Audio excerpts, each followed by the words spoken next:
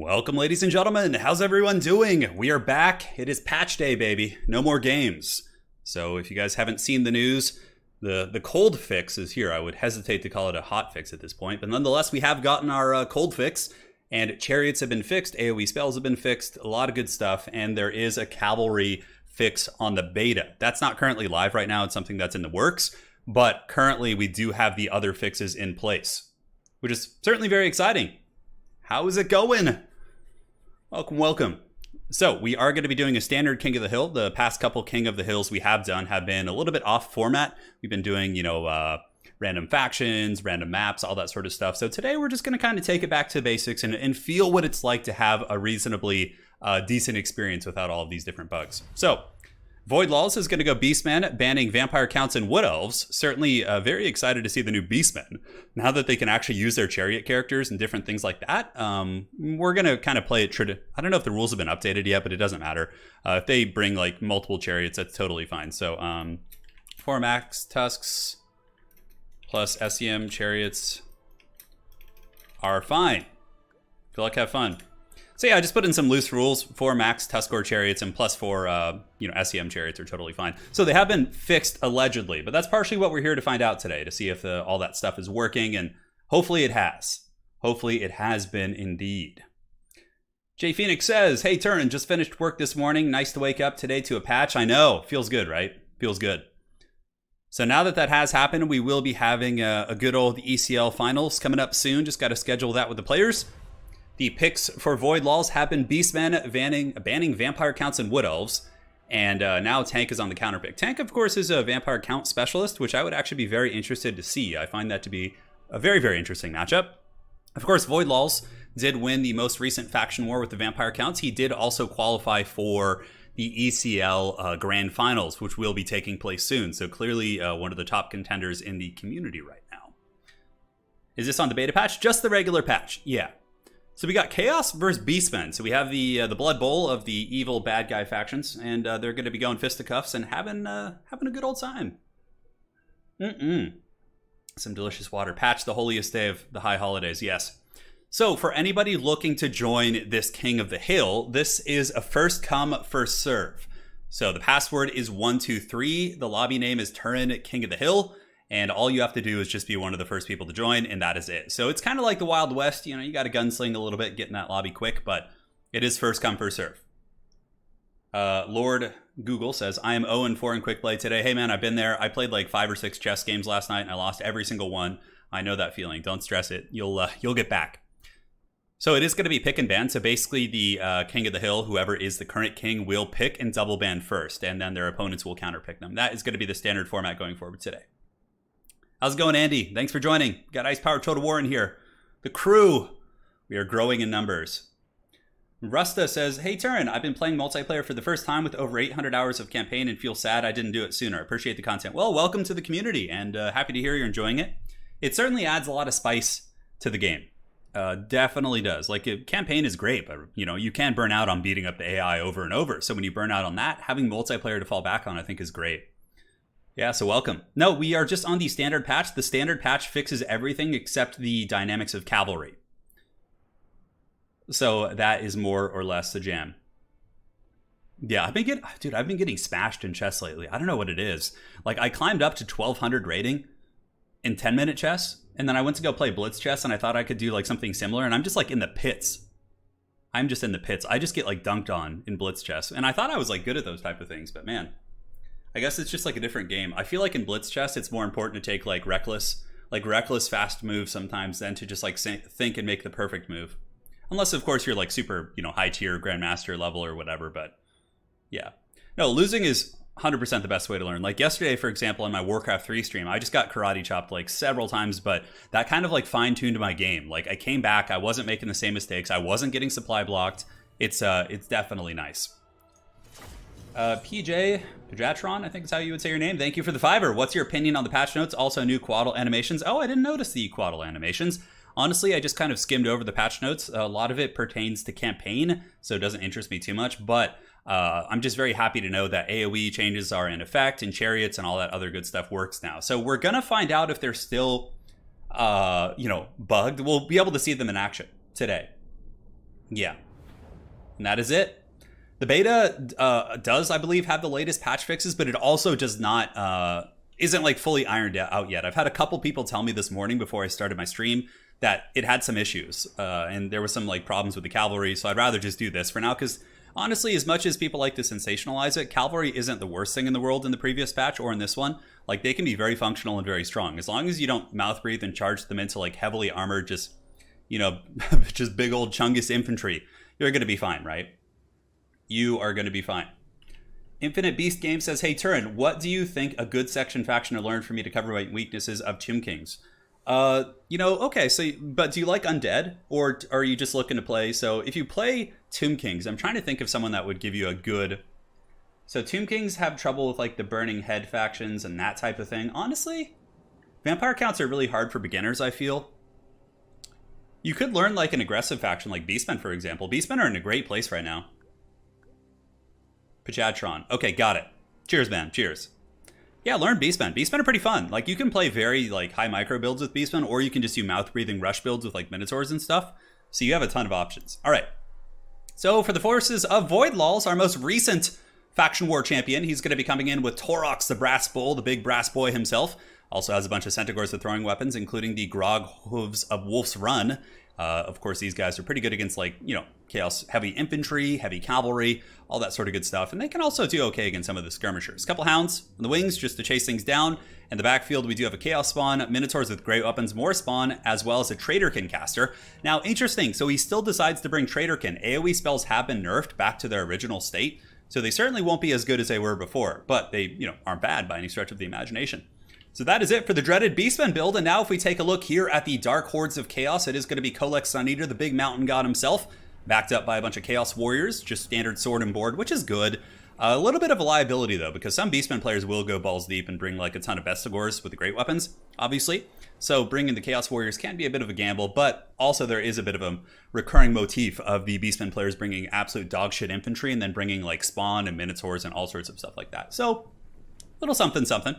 So we got a bunch of Chaos Warriors in the backfield. It looks like the Hell Cannon's going to be getting the Mighty Duck phallic formation, as we do have the Hell Cannon backed up by a couple Marauders and Kolek. So yeah, Chaos a much more defensive posture. But look at this. Both Tank as well as his clanmate Voidlaws have brought AoE spells.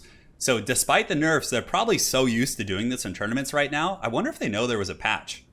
I wonder if they do. Maybe they don't know there was a patch. I mean, It looks like the Beastmen build isn't using a lot of chariots or anything. They have the Bray Shaman of the Wild on the chariot, who has been, you know, correctly fixed. So his business is good. Yeah, no, I love Hell Cannons too. When I play Chaos, I like them because it forces your opponent to be the aggressor and lets you be the counterpuncher. You know, it lets you kind of do the rope and dope and play the Muhammad Ali role while your opponent has to... Oh my god, are these Chaos Knights? Oh yeah, baby, look at that.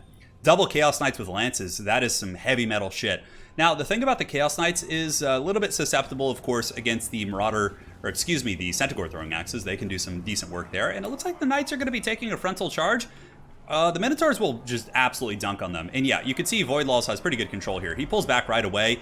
And the Chaos Knights commit. That honestly could be a play that'll just straight up lose tank the game. Like, he just gave his opponent 1,500 gold for free. If there's not a follow-up, maybe a final transmutation bait would be what's in line here. I'm not sure. Ooh, look at that. Holy shit, man. Kolek going hard in the paint right there with that big old Lord of the Storm. And the backfield, Centaur's just kind of lurking about, and looks like Voidlaws has gotten in. So Voidlaws just showing that his micro is certainly on a very high level. He finds the opening. Tank is a little bit slow to react here, and he does get karate chopped in the backfield as the Soul of Damnation gets feasted on by a bunch of shitty-ass warhounds. That's pretty much it. So yeah, at this point, you know, I know it's a little bit early to call it, but I think with the Chaos Knight engagement going so badly, and with the Hell Cannon being feasted on by the Hounds, it looks like, I just don't see any way Chaos can win this game. I think that Voidlaws, his micro and his control have just really proved to be, you know, very, very on fire this game, as he does continue to really just get massive blows here against his clanmate. Now, this is going to be a nice final transmutation coming in from the Chaos Sorcerer. Will be overcasted, going to be hitting everything. That was good. You know, despite the nerfs, it still gets all the targets it wants to. Will it pull the bounce power back? There are some Chaos Knights with lances coming in. And if that Hell Cannon had been defended, this could be a very even game, if not a Chaos-favored game right now. After that very beautiful cast, the Chaos Knights with lances do pile in. Obviously have a huge advantage against Centaurs, especially the throwing weapon variant. But in this case, Traitorkin response. Traitorkin is going to be hitting the Chaos Knights. Now the Minotaurs with great weapons have piled in, and these Chaos Knights with lances are just going to be getting absolutely karate chopped.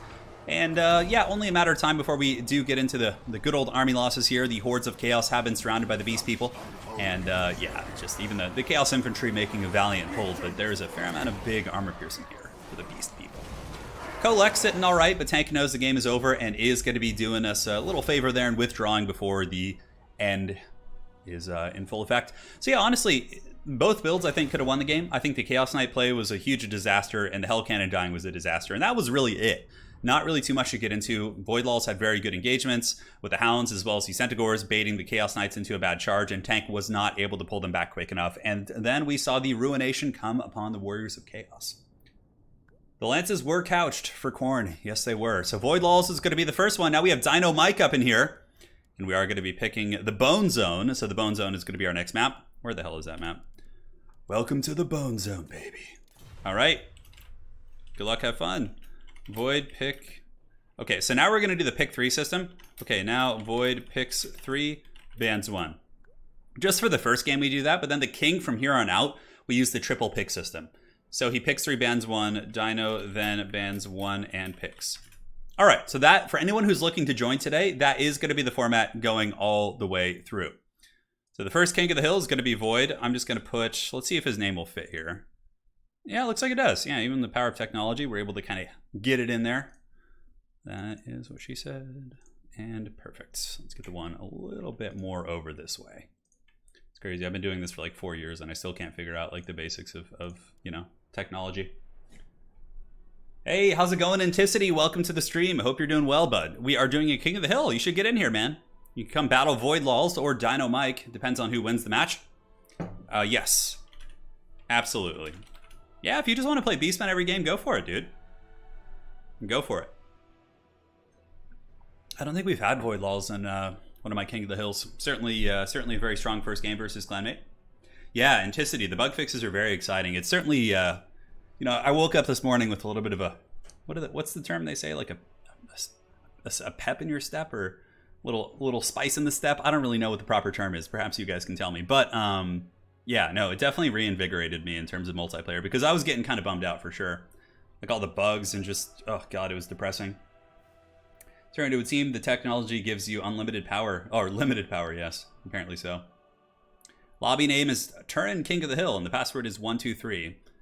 So Void Lawls is going Vampire Counts, Beastmen, Lizardmen, and banning Beastmen himself. Now Dino Mike will then pick a faction and ban one of Void Lawls' 3 factions. So basically what you would want to do here is ban, like, you know, I don't even know. I'd probably ban his Vampire Counts, honestly, because he is so good at Vampire Counts. I'd ban Vampire Counts and then pick someone that's good against both Beastmen and Lizardmen, which, trying to think off the top of my head, Beastmen might struggle. Okay, Empire is a respectable pick here, although Empire is a little bit weaker against Lizardmen. Yeah, they don't have the best matchup there. So Void Lawls might just go with Lizardmen. I think that would probably be his pick. Yeah, no more Blood Knight solos. Oh my god, that was so goddamn stupid. It was so dumb. Chubberino. I like that.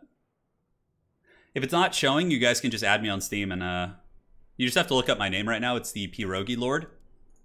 And we're going from there. So do we have another spectator join? Let's see. Testing. Appears to be fine. Yeah, I don't know. So we do have someone join. I think it's streamer. Yeah, I recognize that name. So I suppose it's fine. We could have him sit in on this game, but we'll see. If it lags at all, I'm gonna have to have him leave after that, though.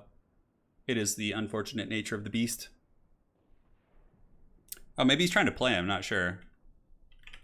You'll need to rejoin when spot opens. Yeah, we'll see if he's trying to play or if he's just trying to cast the game. If he wants to cast the game, that's fine. Yeah, we'll go from there. Oh, by the way, Flash Bomb still has the big AoE. Because didn't it get nerfed in the most recent patch? I could have sworn that it actually, or at least the ones that the Master Engineers have. You're saying it got moved up to the Grombrindle radius? The missile bug is fixed? Yeah, so there's no more double missiles from the Skink Oracle as far as I've seen, right? What's the password? The password is 123 for anybody who wants to join today. Correct. Correct, Mundo. Uno, dos, tres. Each Nissan Shigo Roku Shichihachi. Yeah, okay. I can still count a little bit in Japanese. I remember the way. Hey, thank you so much, Henry Brooks. Have a great day, Turn, and everybody else involved in the stream. Thank you for the fiver. Greatly appreciated. And, yeah, we have a... I don't know if this is going to cause any lag issues is my only concern. I don't even know. We'll have to see. We will have to see. So, how do you guys feel about us doing the dreaded, who would win today on stream? Do you guys want to do that and, like, have a little fun with theoretical dueling scenarios? We could do that in between games, of course. So we have Empire versus Beastmen. Now, I have a build that's pretty good for this, but on Pillar of Bone, I don't know how well it's going to go. Dynamike is going to have to work up some serious schemes for sure on this small map. Beastmen do have a very effective rush against the Empire, so it's certainly something you got to watch out for. Yes. Something you got to watch out for. All right, looking good. Players can start when they're ready. Usually it takes about, 3 to 4 minutes for them to get their business together. We should be fine. Should be all fine. All right, perfect. How do you spell your Steam name? If you look on the top left, you can see it. I'm currently as the Pierogi Lord. P-I-E-R-O-G-I space Lord. So you could just add me and I'll try my best to get you guys added.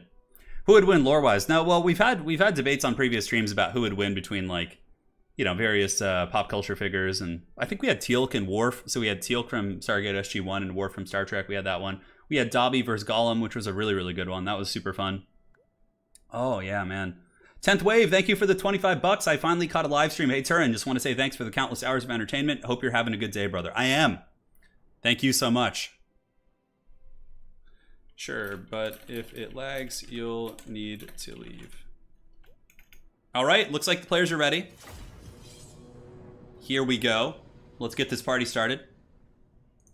It is time for the dreaded Dynamike. Looks like he has a dwarf as his emblem there. Yeah, I can't tell what that is. It looks like Balin from The Hobbit, I think. Yeah. It's kind of sad watching the Hobbit movies, which were pretty haggard, of course, compared to Lord of the Rings. But then, like, going back and watching Lord of the Rings and seeing the tomb in Moria, and you're like, oh, those are the characters from the first one. Or at least one of them, yeah. Dobby versus Gollum, Dobby stomps. Yeah, it was actually a pretty contentious debate. I think when we had that one, most of the audience believed Gollum would win just due to his killer instinct. Yeah. I mean, Dobby, of course, is a wizard, but we got into this. We'll do that in between games. Grimgor versus a Balrog. I think the Balrog would kill Grimgor for sure. Although, like, you can basically re-emulate that duel. If Grimgor can defeat, like, an Exalted Bloodthirster, then he could probably defeat a Balrog, right? They're pretty much in the family. I mean, Games Workshop just ripped off Tolkien in that respect. So, yeah. So we'll see. All right, my friends, here we are, taking a look at the old King of the Hill. It's going to be the Beastmen facing off against the Sons of Sigmar. And let's take a look at the Empire build here for Dynamike. Dynamike going to be rocking Hammer of the Witches, Marcus Wolfhart, triple Huntsman. So yeah, Huntsmen are pretty good against Beastmen. There's a number of targets on the roster they can really blast pretty hard. Mancores, Cavalry, anything that's large. We got Halberds and some Greatswords mixed in by Dynamike, which is quite cool. Double Empire Knight, Demogryph Knights with Halberds in the back. And a Light Wizard, probably with Barona's Time Warp and Nets. That is the most common combination. So we do have the dreaded double net. Marcus has a net, the Light Wizard has a net. That is a lot of snares. And he's going to be taking refuge up in the hills, it looks like. He better defend that cannon, though, because you damn well better know Void Loss is going to get that cannon if you're not defending it. So what I would probably do is park like some Empire Knights behind it, and they can fend off the Hounds very, very effectively. So for the Beastmen, Horde of Void Lulls, our current King of the Hill, he's going to be popping in with just a shit ton of Gore Herds, actually. So some decent troop quality, backed up by Ungor Spearman Herds. He's got triple Baconators, Taurox the Brass Bull, double Manticore, and in the backfield we do have Minotaurs with great weapons and the Grog Hooves. Now, where's his caster? Did Void Lulls forget a caster? No, I was going to say, he wouldn't do that. He's got a Bray Shaman up in the hills with Traderkin and the Bray Scream. And that is it. And that is it. So let us do a glorious battle once again. Let us know your predictions in chat. Do you think Dynamike will upset the King of the Hill? Will he dethrone the Void Lulls? Or will the Terror of Clan VM continue his reign here and see if he can get into the backfield? Good positioning from Dynamike, though, utilizing the hill. Also has the cannon back here, pretty safe, well defended. And this is actually a pretty clever tactic. A lot of people defend artillery with spears, but in some matchups, it's actually better to defend them with anti-infantry, because spears don't kill hounds very quickly, whereas flagellants do, right? So there's a little bit of a school of thought about doing that. So we will see. Red Wedding Planner, I believe you're allowed to do it as long as you don't bring 2 net spells. If it's like a bound ability plus a net, I think you can. I'm not sure, but honestly, it's not that big of a deal here. I'll look into it later. I will indeed. So what are they saying? Good luck, have fun. Yep, looks like Void Lulls is ready. He obviously doesn't know where the Empire army is, but he will be closing the distance very quickly. Hammer of the Witches, what would I shoot? I would initially probably shoot advanced cores, but when Void starts to juke, I would switch my shots onto either the Minotaurs with great weapons or the Razor Gore herds, because shooting at a juking Manticore from a high-level tournament player, usually you're not going to be able to get your money's worth. You're going to be having a relatively bad time. So here we are. The battle for Middle-earth is underway. The Hounds of Void Lulls are lurking and baying here in the shadows, waiting in the trees, looking to strike, just making sure they don't have any rules questions. And yeah, for Dino Mike, honestly, you just sit here. You don't want to advance out. You just kind of take it easy, enjoy your best life, and just make the Beastmen come to you while they have to do all of the effort of dodging your cannon. So good shots initially. It looks like the Manticore is hit. Takes about, 8% HP damage, maybe a little bit more or less. Marcus Wolfhart also going to be getting up. Probably want to conserve his ammo and make sure to shoot. Although, honestly, in this matchup, the battle's usually over so goddamn fast that you don't need to be that conservative with your shots. So a little bit of lag here. Unfortunately, we do have an extra caster in here at the moment, so it might cause some lag. So he may need to step out if it continues to lag. We will see. Shots continuing to rain down onto the Razor Gore herds, and the Gore herds in the front line are preparing to advance in.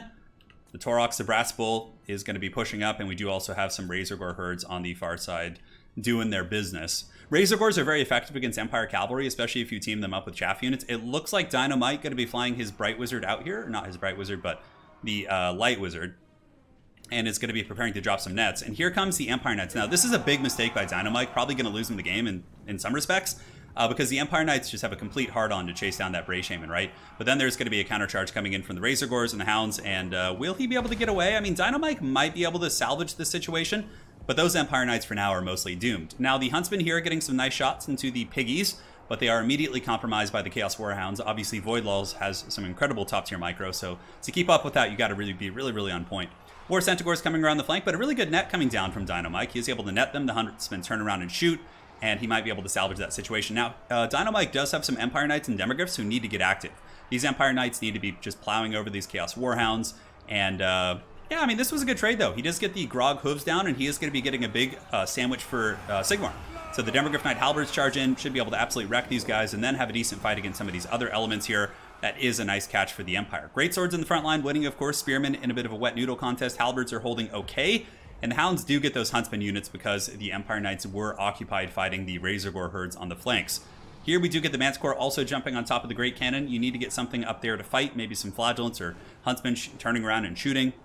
Who knows, but it's looking pretty bad for the Empire. Marcus Wolfhart is just getting absolutely taken apart by the Feral Manticore here. He is not good against these targets. He only has 50 armor himself, and the Manticore is able to kind of chew on him there. Nice little 360 shot as he does run away, and I mean, this is all happening even with Void Lulls having tactical reserves in the back.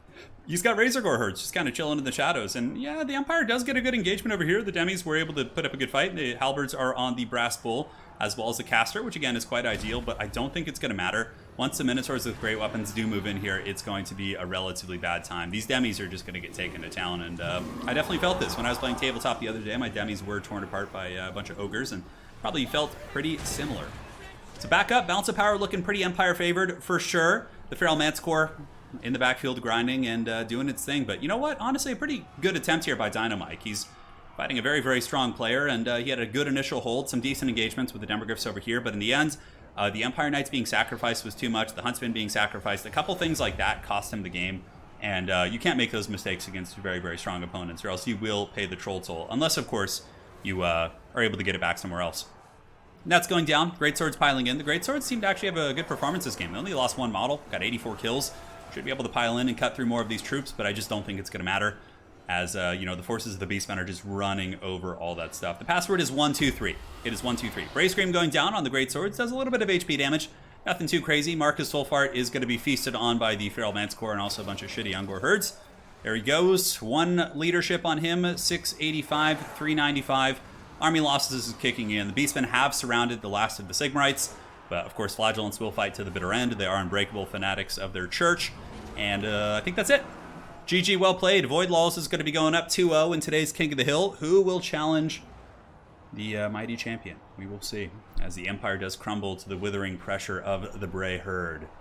And I think he even forgot one of his guys. It looks like he did bring it in the later stages of the game.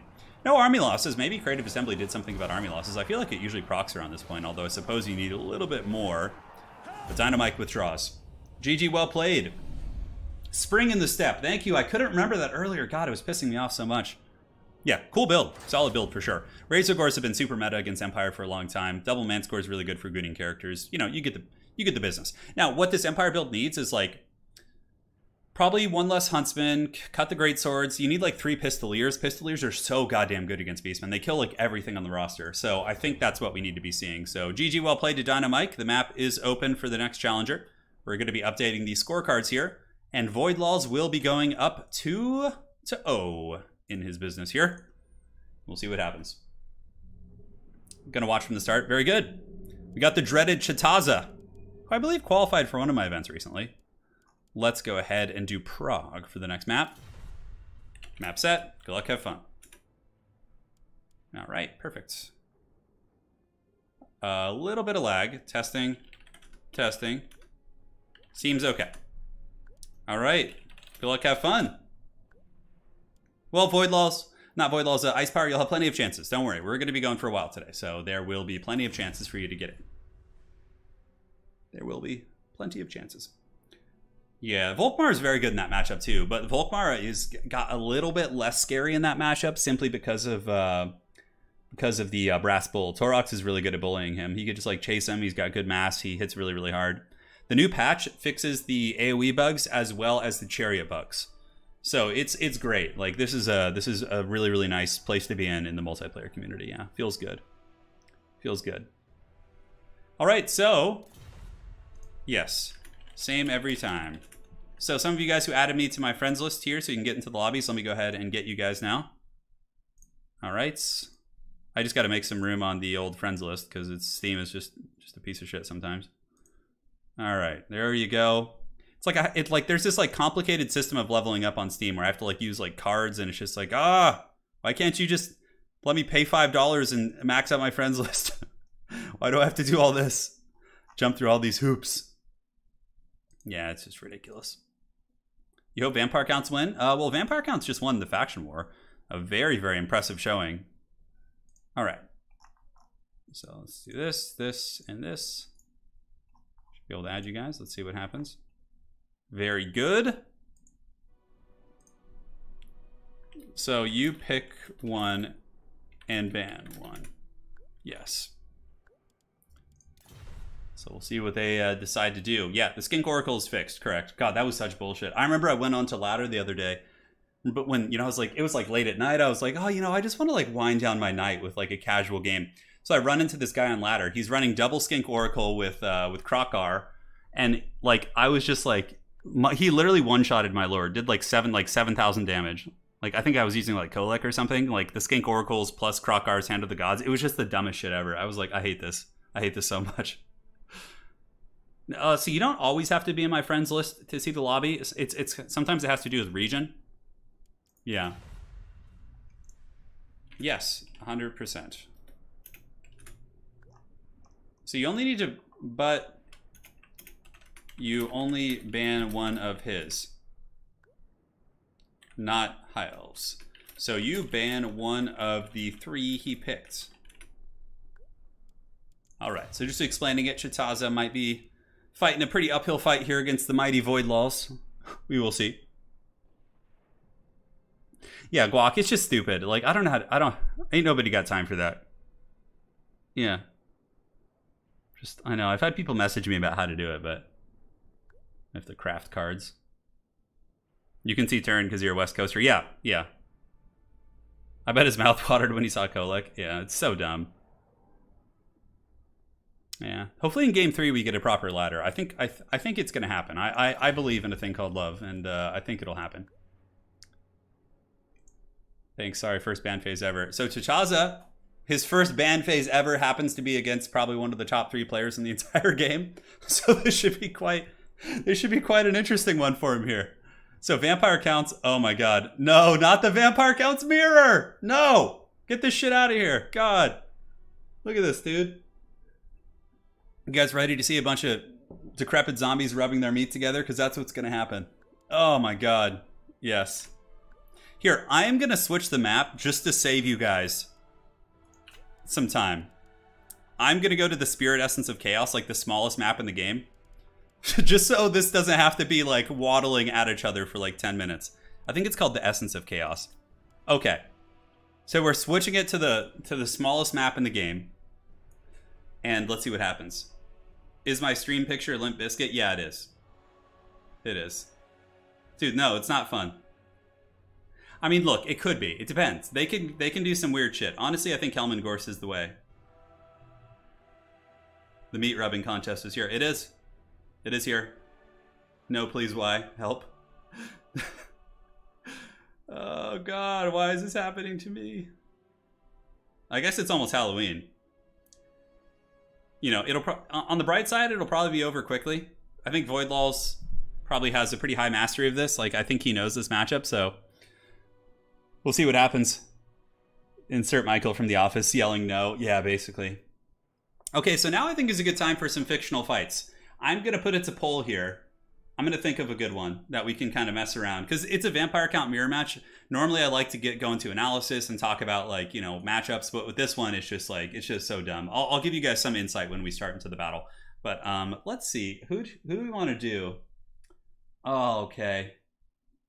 Do we want fictional or non-fiction for characters?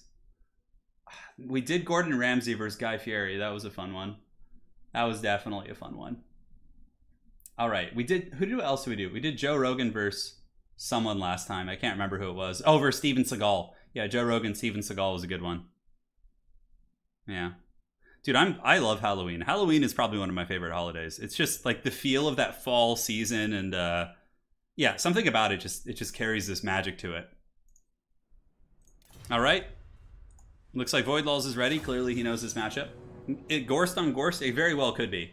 So usually in this matchup, let me just get into this real quick, guys. It's basically either like a mass Air Force cheese with like a bunch of terrorgeists like breath attacking and sniping shit, or like a ground-based Mortis engine blob with like Cryptors protecting it. Those are like the two ways that this matchup is played. So far, Sad Minotaur, it seems like most of the issues have been fixed. Oh man, okay, hold on, yeah. That's a good one. That's a really good suggestion. Yeah. All right.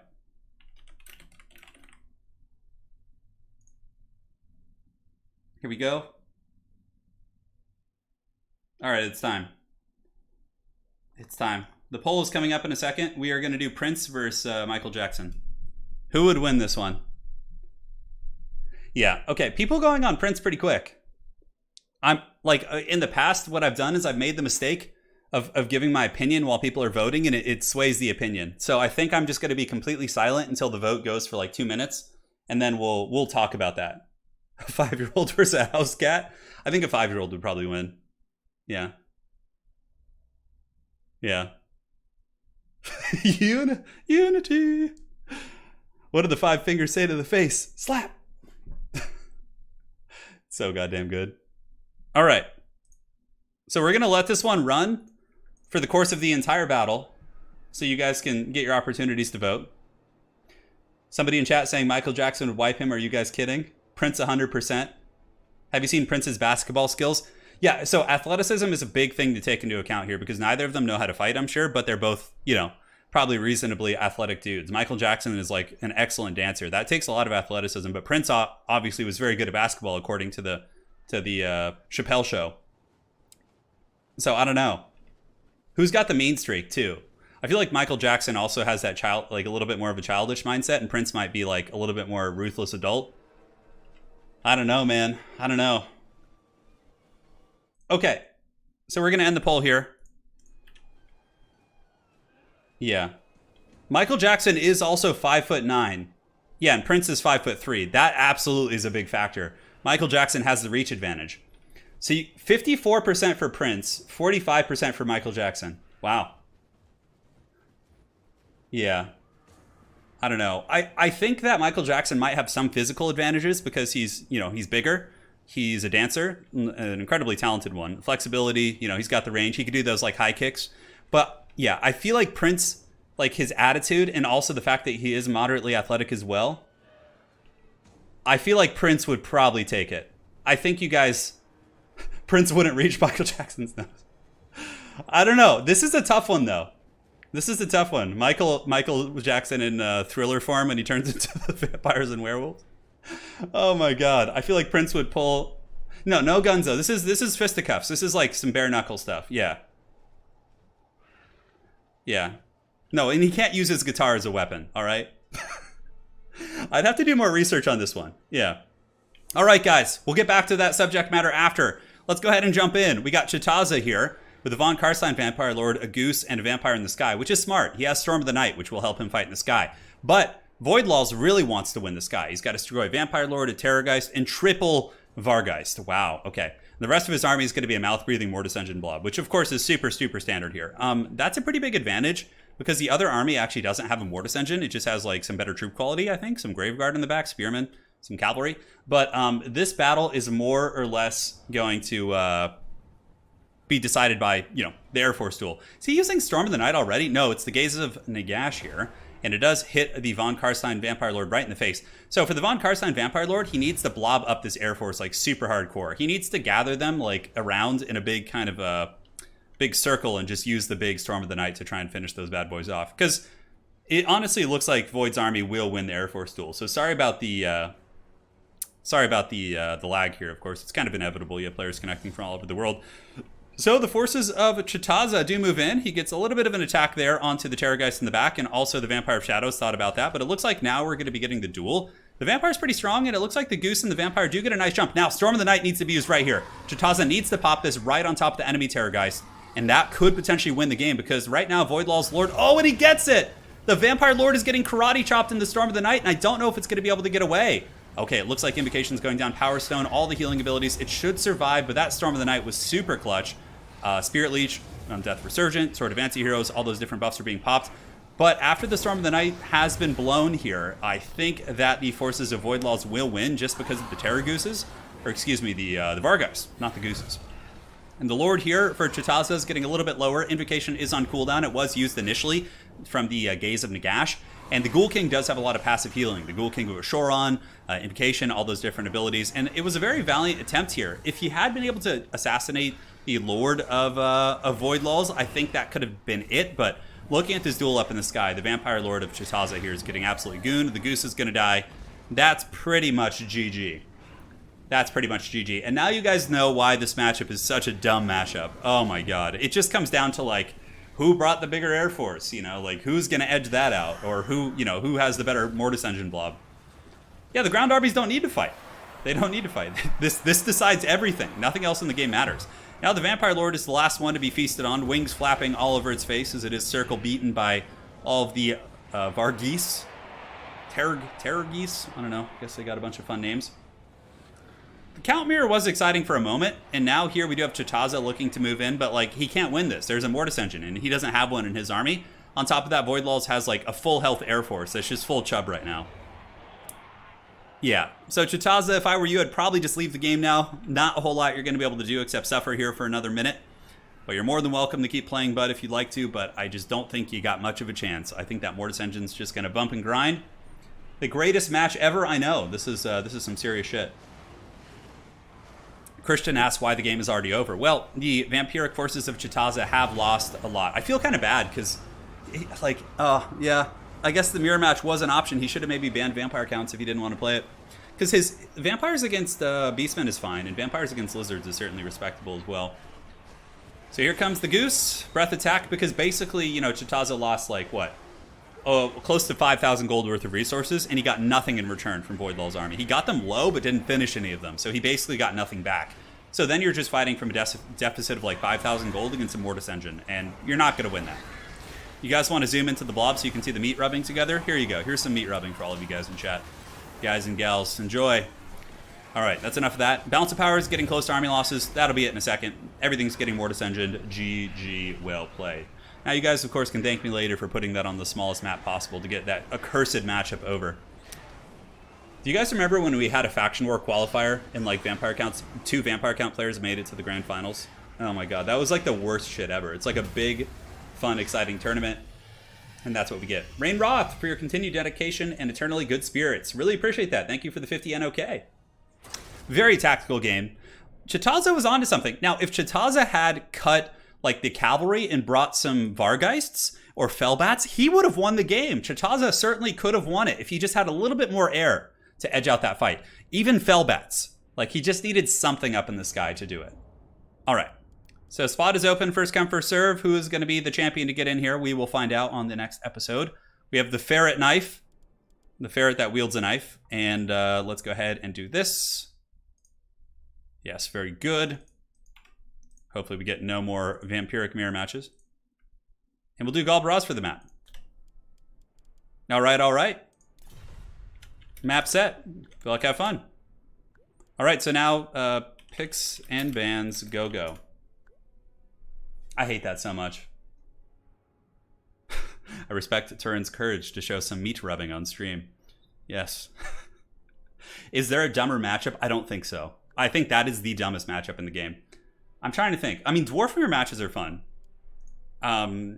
You pick and I ban, right? So he picks 3. And then you pick 1 and ban 1 of his 3. We've had the ferret knife on before. Yeah. So ferret knife will down to his business. Voidlaw's obviously playing his strongest factions today. Oh, okay, he picked Wood Elf, so it looks like he's going to mix it up a little bit. Ice Power, don't worry. We'll get you in here, bud. I'll make sure you get in today. No worries. We will get you in here. What if you allow Sylvanian peasants for vampire mirror matches? You see, that would actually help a little bit because it would like cancel out the blobs, like in Mortis Engine blobs. Yeah, Weasel Spoon. Oh my god, is the Weasel Spoon going to join and battle the Ferret Knife? Void Laws should change his name. Yes. Yes, indeed. What do black coaches do? They're basically like I don't know. They're kind of like single entity chariots that are a little bit better in sustained combat. They cause terror. Pretty good. Shame the stream is not blessed by Ronald. Yeah, we're not doing auto today.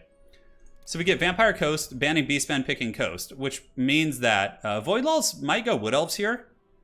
He can definitely win with Vampire counts, because that is actually a Vampire count favored matchup, but we'll see.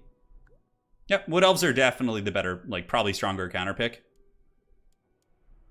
So, honestly, with Coast, you probably would want to ban Wood Elves here, or Vampire counts even. I don't know, it's hard. It's hard. Like, Coast is probably not that safe into these three, because all three of them are good against Coast. Unless, you know, of course, you're the Kraken Lord Anticity and you have, like, some schemes, but we'll see what the Ferret Knife is cooking up. So, yeah, back on the subject matter we talked about. Yeah, I think Prince, I don't know why, I just have this, like, feeling that there's this, like, X factor. I feel like Prince, like, Michael Jackson would be a little bit too, you know, kind of timid. I know somebody in chat was saying Prince was a pacifist, but we're just assuming under the circumstances, like, they were to fight. Yeah, I don't know. I would probably go for Prince. Yeah. Yes, good. Okay, brother, if you want to play some games, add me some time. Ice, what's your rating? I'm 850. Are you talking about chess right now? Your chess ratings? I can't tell. I cannot tell. Want to do a corn mirror stream when that comes out? You know, that could actually be fun, though, because at least, like, there's going to be units routing and breaking and, like, different things like that. Damn, you're 1350 in chess? That's pretty good, Ice Power. That's a very respectable rating. Prince is sneaky, man. The highest I've ever reached in chess is 1200. And that was on 10-minute chess. On Blitz chess, I got up to like 1000 and then just tanked into the pits of hell. But that's a very respectable rating. Michael Jackson went through fire for that Pepsi commercial. All right, so while the players pick, basically Wood Elves, Deepwood Scouts, Glade Riders, just all-out rush. You can also use Waystalkers to snipe Coast Artillery. For Vampire Coast, Sirens don't work that well here because Dryads do magic damage, so it's a little bit of a tough one. But, I mean, there's a multitude of ways you can play Coast here, too. Yeah, it's patch day, baby! Yes, it is. Prince dunked on Charlie Murphy. Of course he would win. Hey, 1450, sub cool superheat. That's a solid rating as well. That's very respectable. That is very respectable indeed. And what chess format? 10 minutes, 3 minutes, Blitz? Yeah. Whenever I play chess, I just play the King's Indian defense like every single game. That's like all I do. I'm still in the you're a 300 pleb. Hey, you'll get there, man, though. It takes practice. It takes practice. Yeah. A lot of chess is like memorizing various lines and just like, you know, like it's like, okay, if I'm going to master the King's Indian defense, I just need to like, and I see my opponent's opening with like whatever, Sicilian, you know, you just need to like know the counterplay to it, like, and memorize all that shit. That's like what the really high level chess players have. Yeah. So definitely a lot of that. Charlie Sheen versus someone. Okay, let me think here. I'm trying to think of a really, really good niche example. Okay, let's see. Oh man, I gotta think of some. I'll think of some duels in here in a second. Yeah. Oh my god. I got some good ones. I play Queen's Gambit and Caro Khan defense as main lines, and I do King's Indian versus D4. Yeah, see, like you have all these like tactics. Yeah, see, that's what like puts you at another level. All right, Wood Elves versus Ye Old Coast. Yeah, I really like King's Indian defense. It feels just very safe and very like even against better players you can hold out. It's like that's what I really like about that chess opening. Mel Gibson versus Charlie Sheen. Oh, that's not a bad one for sure. We'll get another one going after this game. Yeah, Nick Cage would be a good one too. It's kind of fun to do fictional characters though as well. Like Teal'c versus Worf was a really fun discussion. Yeah. Charlie Sheen versus Nick Cage I think is a winner, Ross. I think you've nailed that. That's like a really good one. Yeah, Rusta, if you just shoot me a message in Discord, that could be arranged separately. Yeah. All right, I like that. So let's go ahead and create a poll.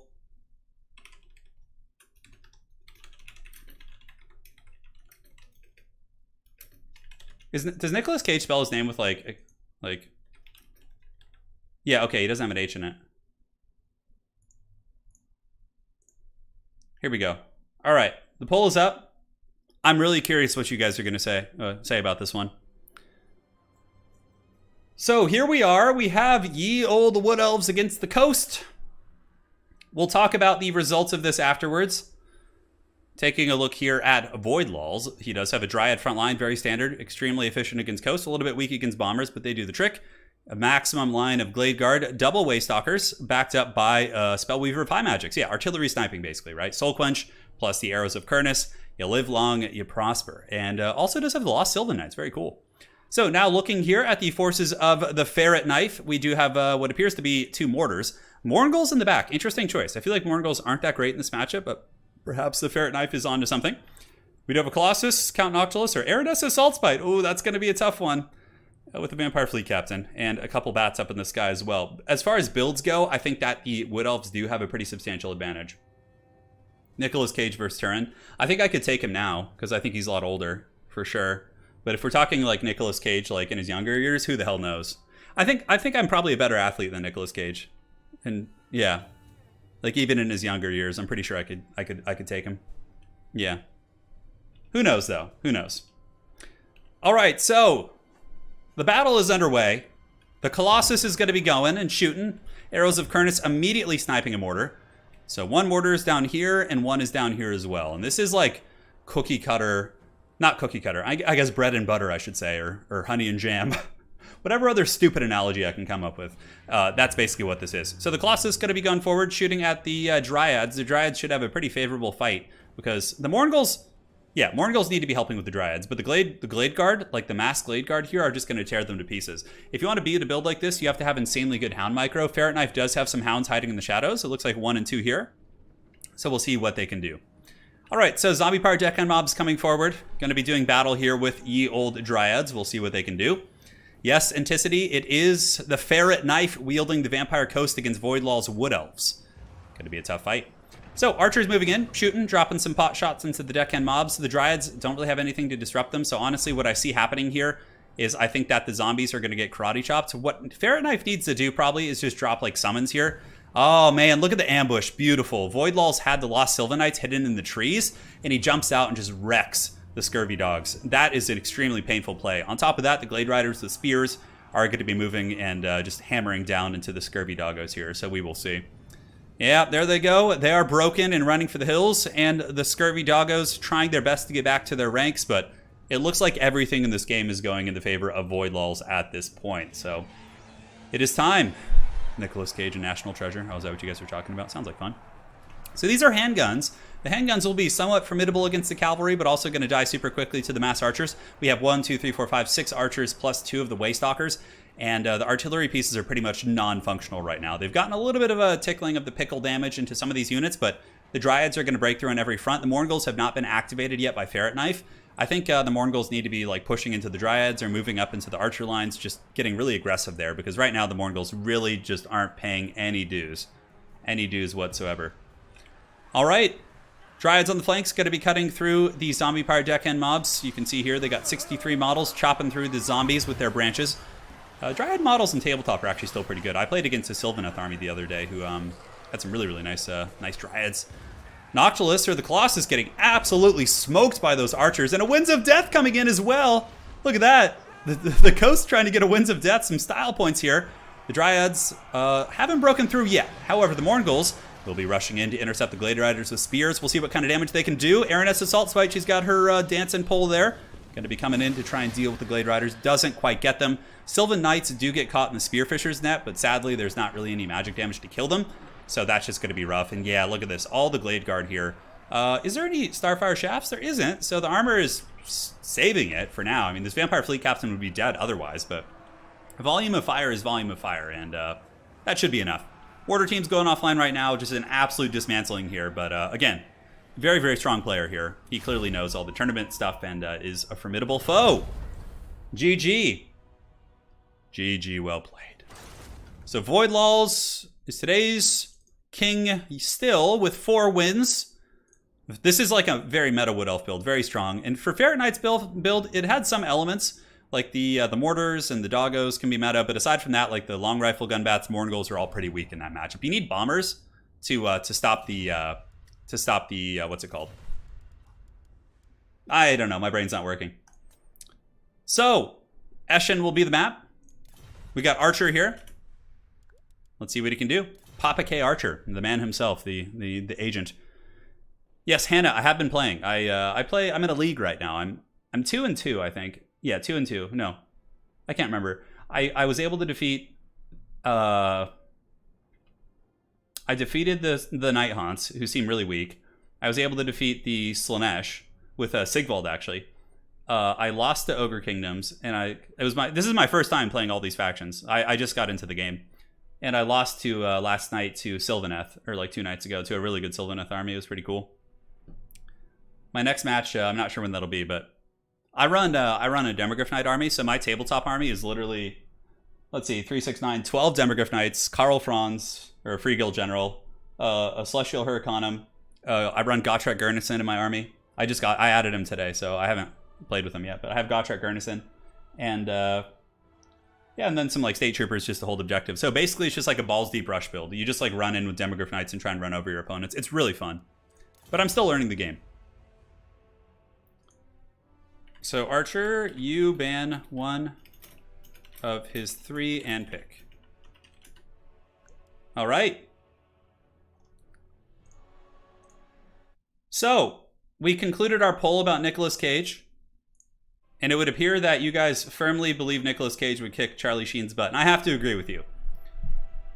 I feel like Nicolas Cage has kind of got one of those like long builds, you know, and also I just feel like in general, just looking at him, he has like a more intense demeanor than Charlie Sheen. So I feel like Nicolas Cage, like if they were to train for it, would take it more seriously than Charlie Sheen would. Nicolas Cage really gets into his characters, you know. So I think we're 100% on top of this one. Obviously, I could go into a lot more analytical research with like, you know, evidence of athleticism and, you know, martial arts experience, but I feel like Nick Cage would for sure kick Charlie Sheen's butt. For sure. Yeah. What changes would you like to see to Coast so they don't always... I think Coast is fine, Samuel Moore. I don't know. I'm trying to think. A chess King of the Hill? We could do that for sure. Cosmo, I have actually played against Lore Master of Sotek on tabletop. He was the first person I ever played. Yeah, I played Cities of Sigmar and against his Lizardmen and was able to lance him down. But that was a long time ago. All right, so we got Vampire Counts versus Lizardmen. Thankfully, sparing us the mirror match. Lizards against vampires is an interesting matchup. I don't know how practiced Archer is, though. He said he hasn't played in a couple months, so this could be a disaster for him playing a super practiced high-level tournament player right now. Who would win in a wrestling match or a cage fight? Turin, who would that be? A wrestling match or a cage? A wrestling match. It would be a cage fight for sure. All right. Yeah, very cool, Ross. Yeah, so I'm not the hugest fan of like Age of Sigmar lore, but I do really enjoy the game. The game is very fun. It's well done. The one thing I don't like about it that I think is just bullshit is double turns. Because it's like, it adds so much RNG into the game. The one upside of double turns is it does allow like a player who's behind to get back in the game, but like, I hate double turns so much. It's like the worst feeling. Like in one of my first games, like, okay, my opponent went first, right? He moves up the table. I get my Demogryph Knights. I move up the table and like charge him because he came into range. I kill like a third of his army. And then suddenly I'm like, okay, in a normal game, my Demogryph Knights would be extended now and my opponent could counterplay me. But no, I got the double turn and I just ran him over. It was so dumb. It was like so unfair. It's like such bullshit. Like you can play around it, but it's just like there's so much RNG with that. Pretty much every single game I've had in AOS has been decided by a double turn to some extent, which I really don't like. I think it's a mechanic they should get rid of. It's really, really dumb. But yeah, I don't know. That's just my opinion. I'm sure there's people, and maybe once I get more experience, they'll have a different opinion on it, but I just feel like it's unfair. It's like, it determines who wins the game a lot of the time. All right, Hammond, Celestia versus Mazda, or Grom versus Thurot. Are we talking about lore? Because that's more of a Sotex territory. When I'm talking about lore or duels, it's more like stupid shit. Yeah. It's just like a feel bad thing. Like getting double turned just feels bad. You know? It doesn't feel good. Yeah. But I like the game other than that. Like it's really fun. Like I love using my Demogryph Knights. I can pretty much use an Empire Cavalry army, which is what I play, and it's actually good. Yeah. I don't know. It punishes you for overextending? I suppose so. Yeah, I just don't like it. It's like it just feels bad. Like several of the games I've been, my opponent and I were both just like, well, whoever wins this double turn wins the game. And it's like, otherwise it would have been a balanced normal game, like back and forth. That's why I kind of prefer 40k on a competitive note, even though there's more overpowered codexes and things like that. It's just like the double turn thing is just so awful. Ugh. I find that the double turn in Age of Sigmar isn't as bad if you're going second. Like, I always try and go second, because then even if they get the turn and win the priority, it's like a normal turn order. Like, going second just seems like it's always better, honestly, in my experience. But it depends on the faction. I'm very new to the game. Very, very new. So take my opinions with a grain of salt. I'm an absolute potato. I barely know any of the factions, so. Oh! Spock versus Data isn't really fair. Data is a cyborg. He's super strong. He would destroy Spock. Yeah. I'm trying to think of another example, though. Yeah, like Data can like bend steel. Not fair. Sad Minotaur, Ferret Knight versus Weasel Spoon. Make it happen. Yeah. Yeah, the Old World tabletop game will probably come out in like 2023. That would be my guess. I don't think we're going to get anything this year. I think at the end of 2022, we'll probably get some teasers in tandem with like Warhammer 3 DLC. And then, not this year, I'm saying of 2022. And then from there, we'll potentially, you know, get some stuff that next year. Kermit the Frog versus SpongeBob. Oh, that's some shit. It's going down. All right, gonna grab some water. I'll be back in like just a second. My mighty mug is empty, so bear with me for a moment.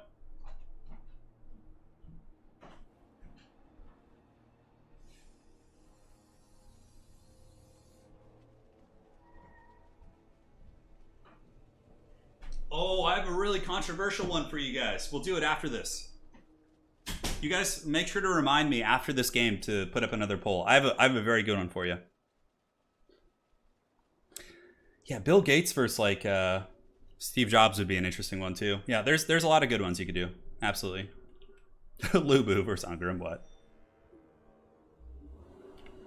All right, so taking a look, we have Void Laws coming in with the beloved Corpse Cart play. So he's got Helm and Gorse. Now, Mortis engines have been nerfed. They no longer like reach out of their extended radius, and Corpse Carts have also been nerfed. So they're not like bugged anymore. So this build is not going to be anywhere as strong as it was when we saw it the other day.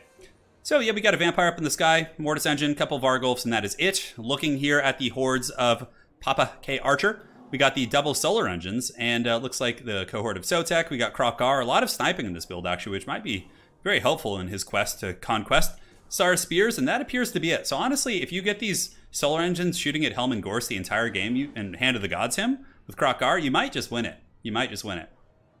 Yeah. You might just win it. How often do you play Tabletop 40k? Once a week. I play usually one 40k game a week and one Age of Sigmar game a week. Actually, on this Saturday, I'm going to be playing in a tournament. I'm playing in a 40k tournament on Saturday, which will be fun. Going to try and win some prizes with my Death Guard. Yes, they will march. Going to bring the Poxwalker Horde, which is usually how I play. It's very, very fun. Very, very fun indeed.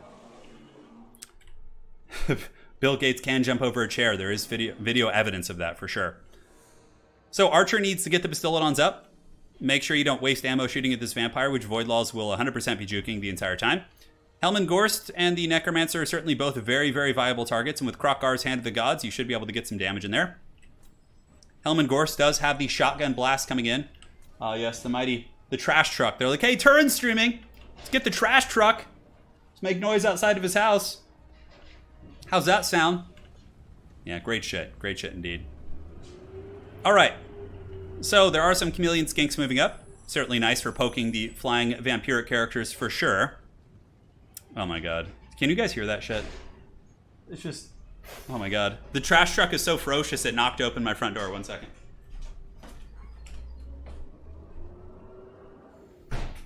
Jesus. It's every time. I'm telling you, man.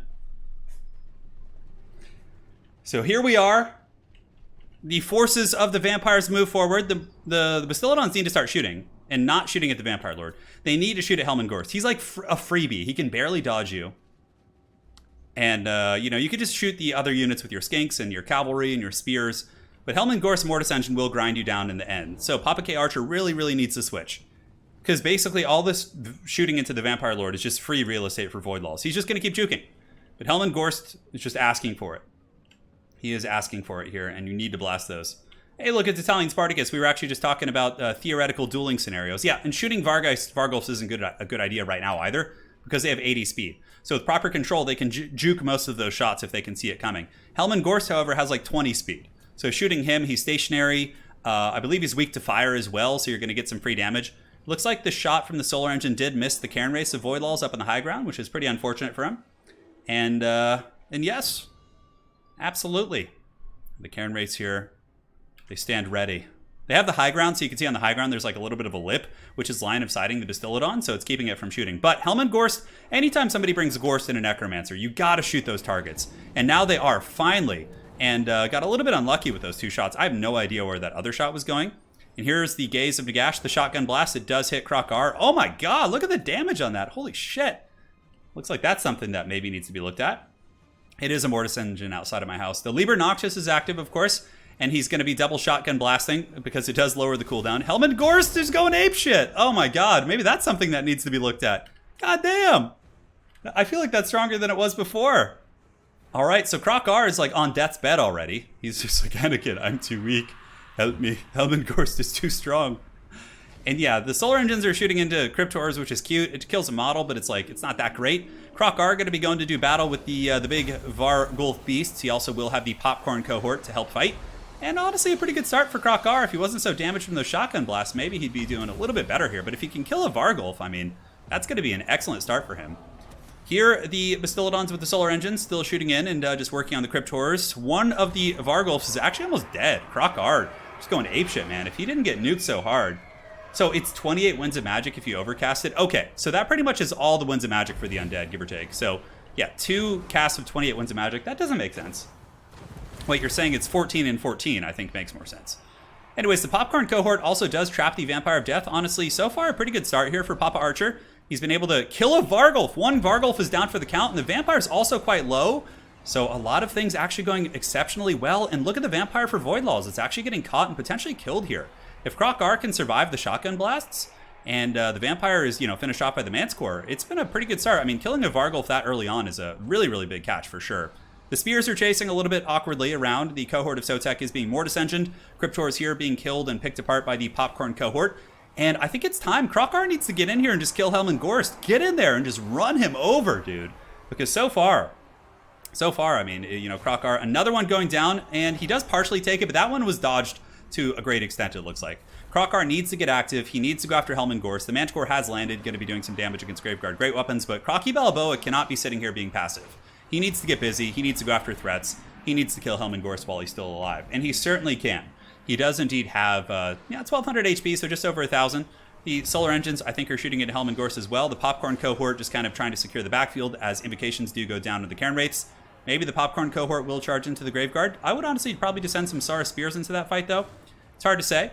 So Archer up on the high ground, getting the Chameleon Skinks to shoot at the Vargulf. A Vampire landing here, going after the Bastillodon on the Solar Engine. It's a nice play. Solar Engine should endure relatively well, though. It does have good armor. And the Vampire is actually a little bit surrounded by anti-large cavalry, but a little bit passive here from Krokar. I think that Archer might be a little bit nervous from those initial goonings, but honestly, he could secure an advantage if he starts getting aggressive with Crocky Balboa and just goes in and fights. Because Krokar is really, really a super powerful combatant. Going to be going after the Vargulf, which is a decent idea. It does potentially lure him into enemy territory here. Some of the Graveguard being worn down. And how is the Vampire doing? It looks like the Vampire was able to stabilize using the Immortal Will or one of its healing abilities. And it's still an even game. I certainly think it's still in the favor of the Vampires, but it could be won by the Lizards as well. All these different buffs are popped. The Vargulf does push into some spear units, and Archer's going to be getting the Popcorn Cohort and maybe coming in to slap the base here. This might not be a bad idea. You have the Necromancer plus the Vampire here, plus Sora Spears.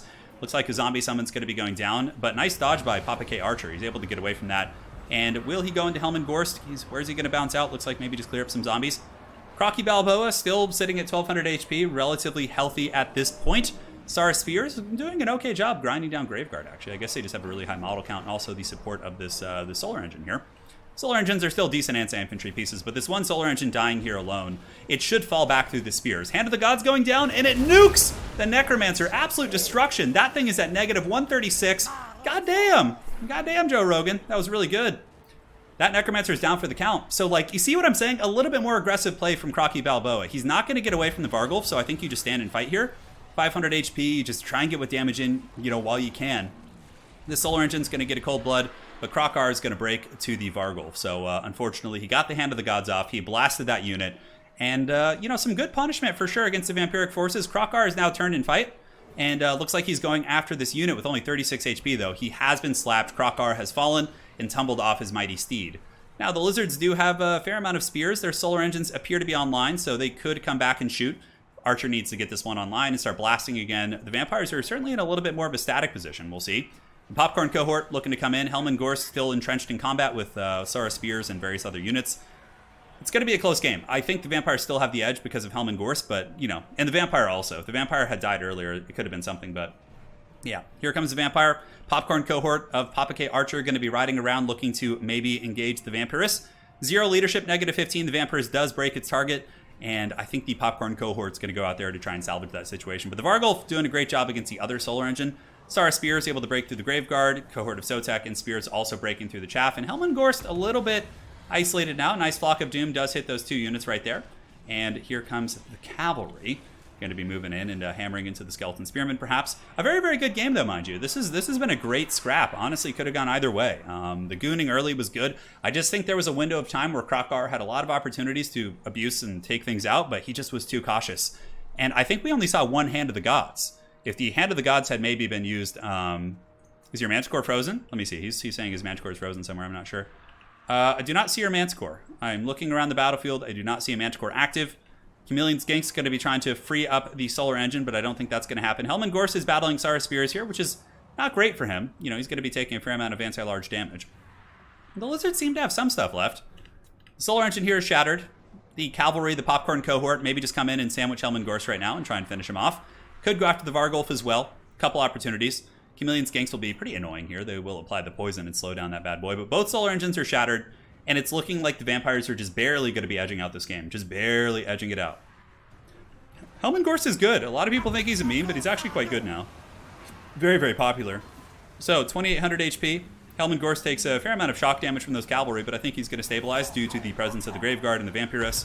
And you can see the Lizard armies just kind of crumbling. Really close game. That was a great match.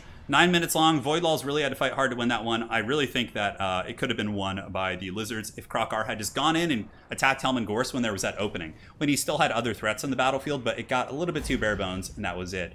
Also, using Hand of the Gods early, he probably could have one-shotted Helman Gorse the same way that he did the Necromancer.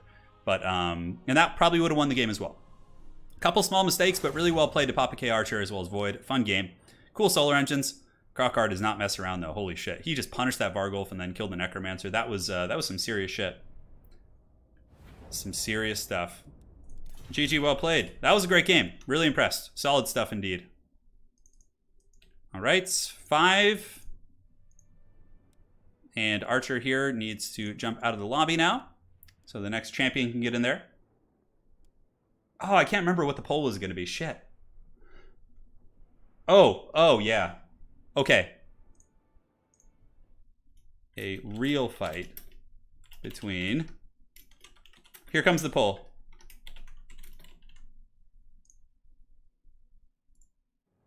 All right, we got Cryas Frias here. The map is going to be the Estalian Tomb. Let's see what they do. Yeah, here it is. Here it is.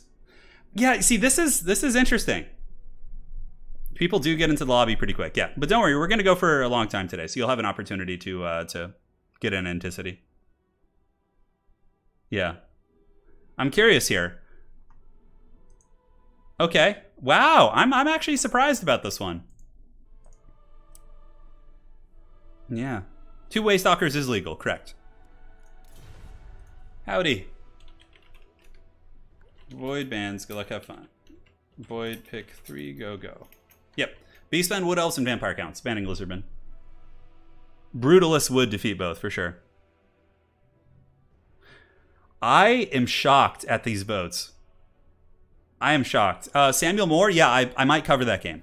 I'm definitely going to give it a try when it comes out. Okay, we're ending the poll because I can see the direction this is going. This is the first time I am going to actually disagree with people. Like, we've usually been in consensus, but here's the thing you have to, like, know about Chuck Norris. Chuck Norris actually was, like... Well, let me go ahead and pull up the... All right. Yeah, here we go.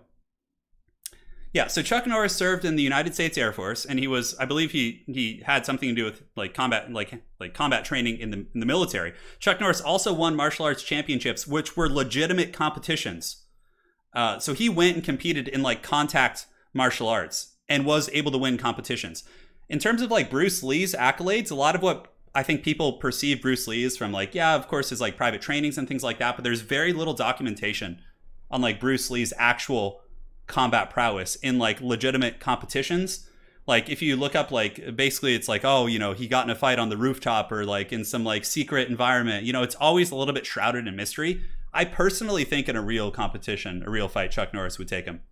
I really do.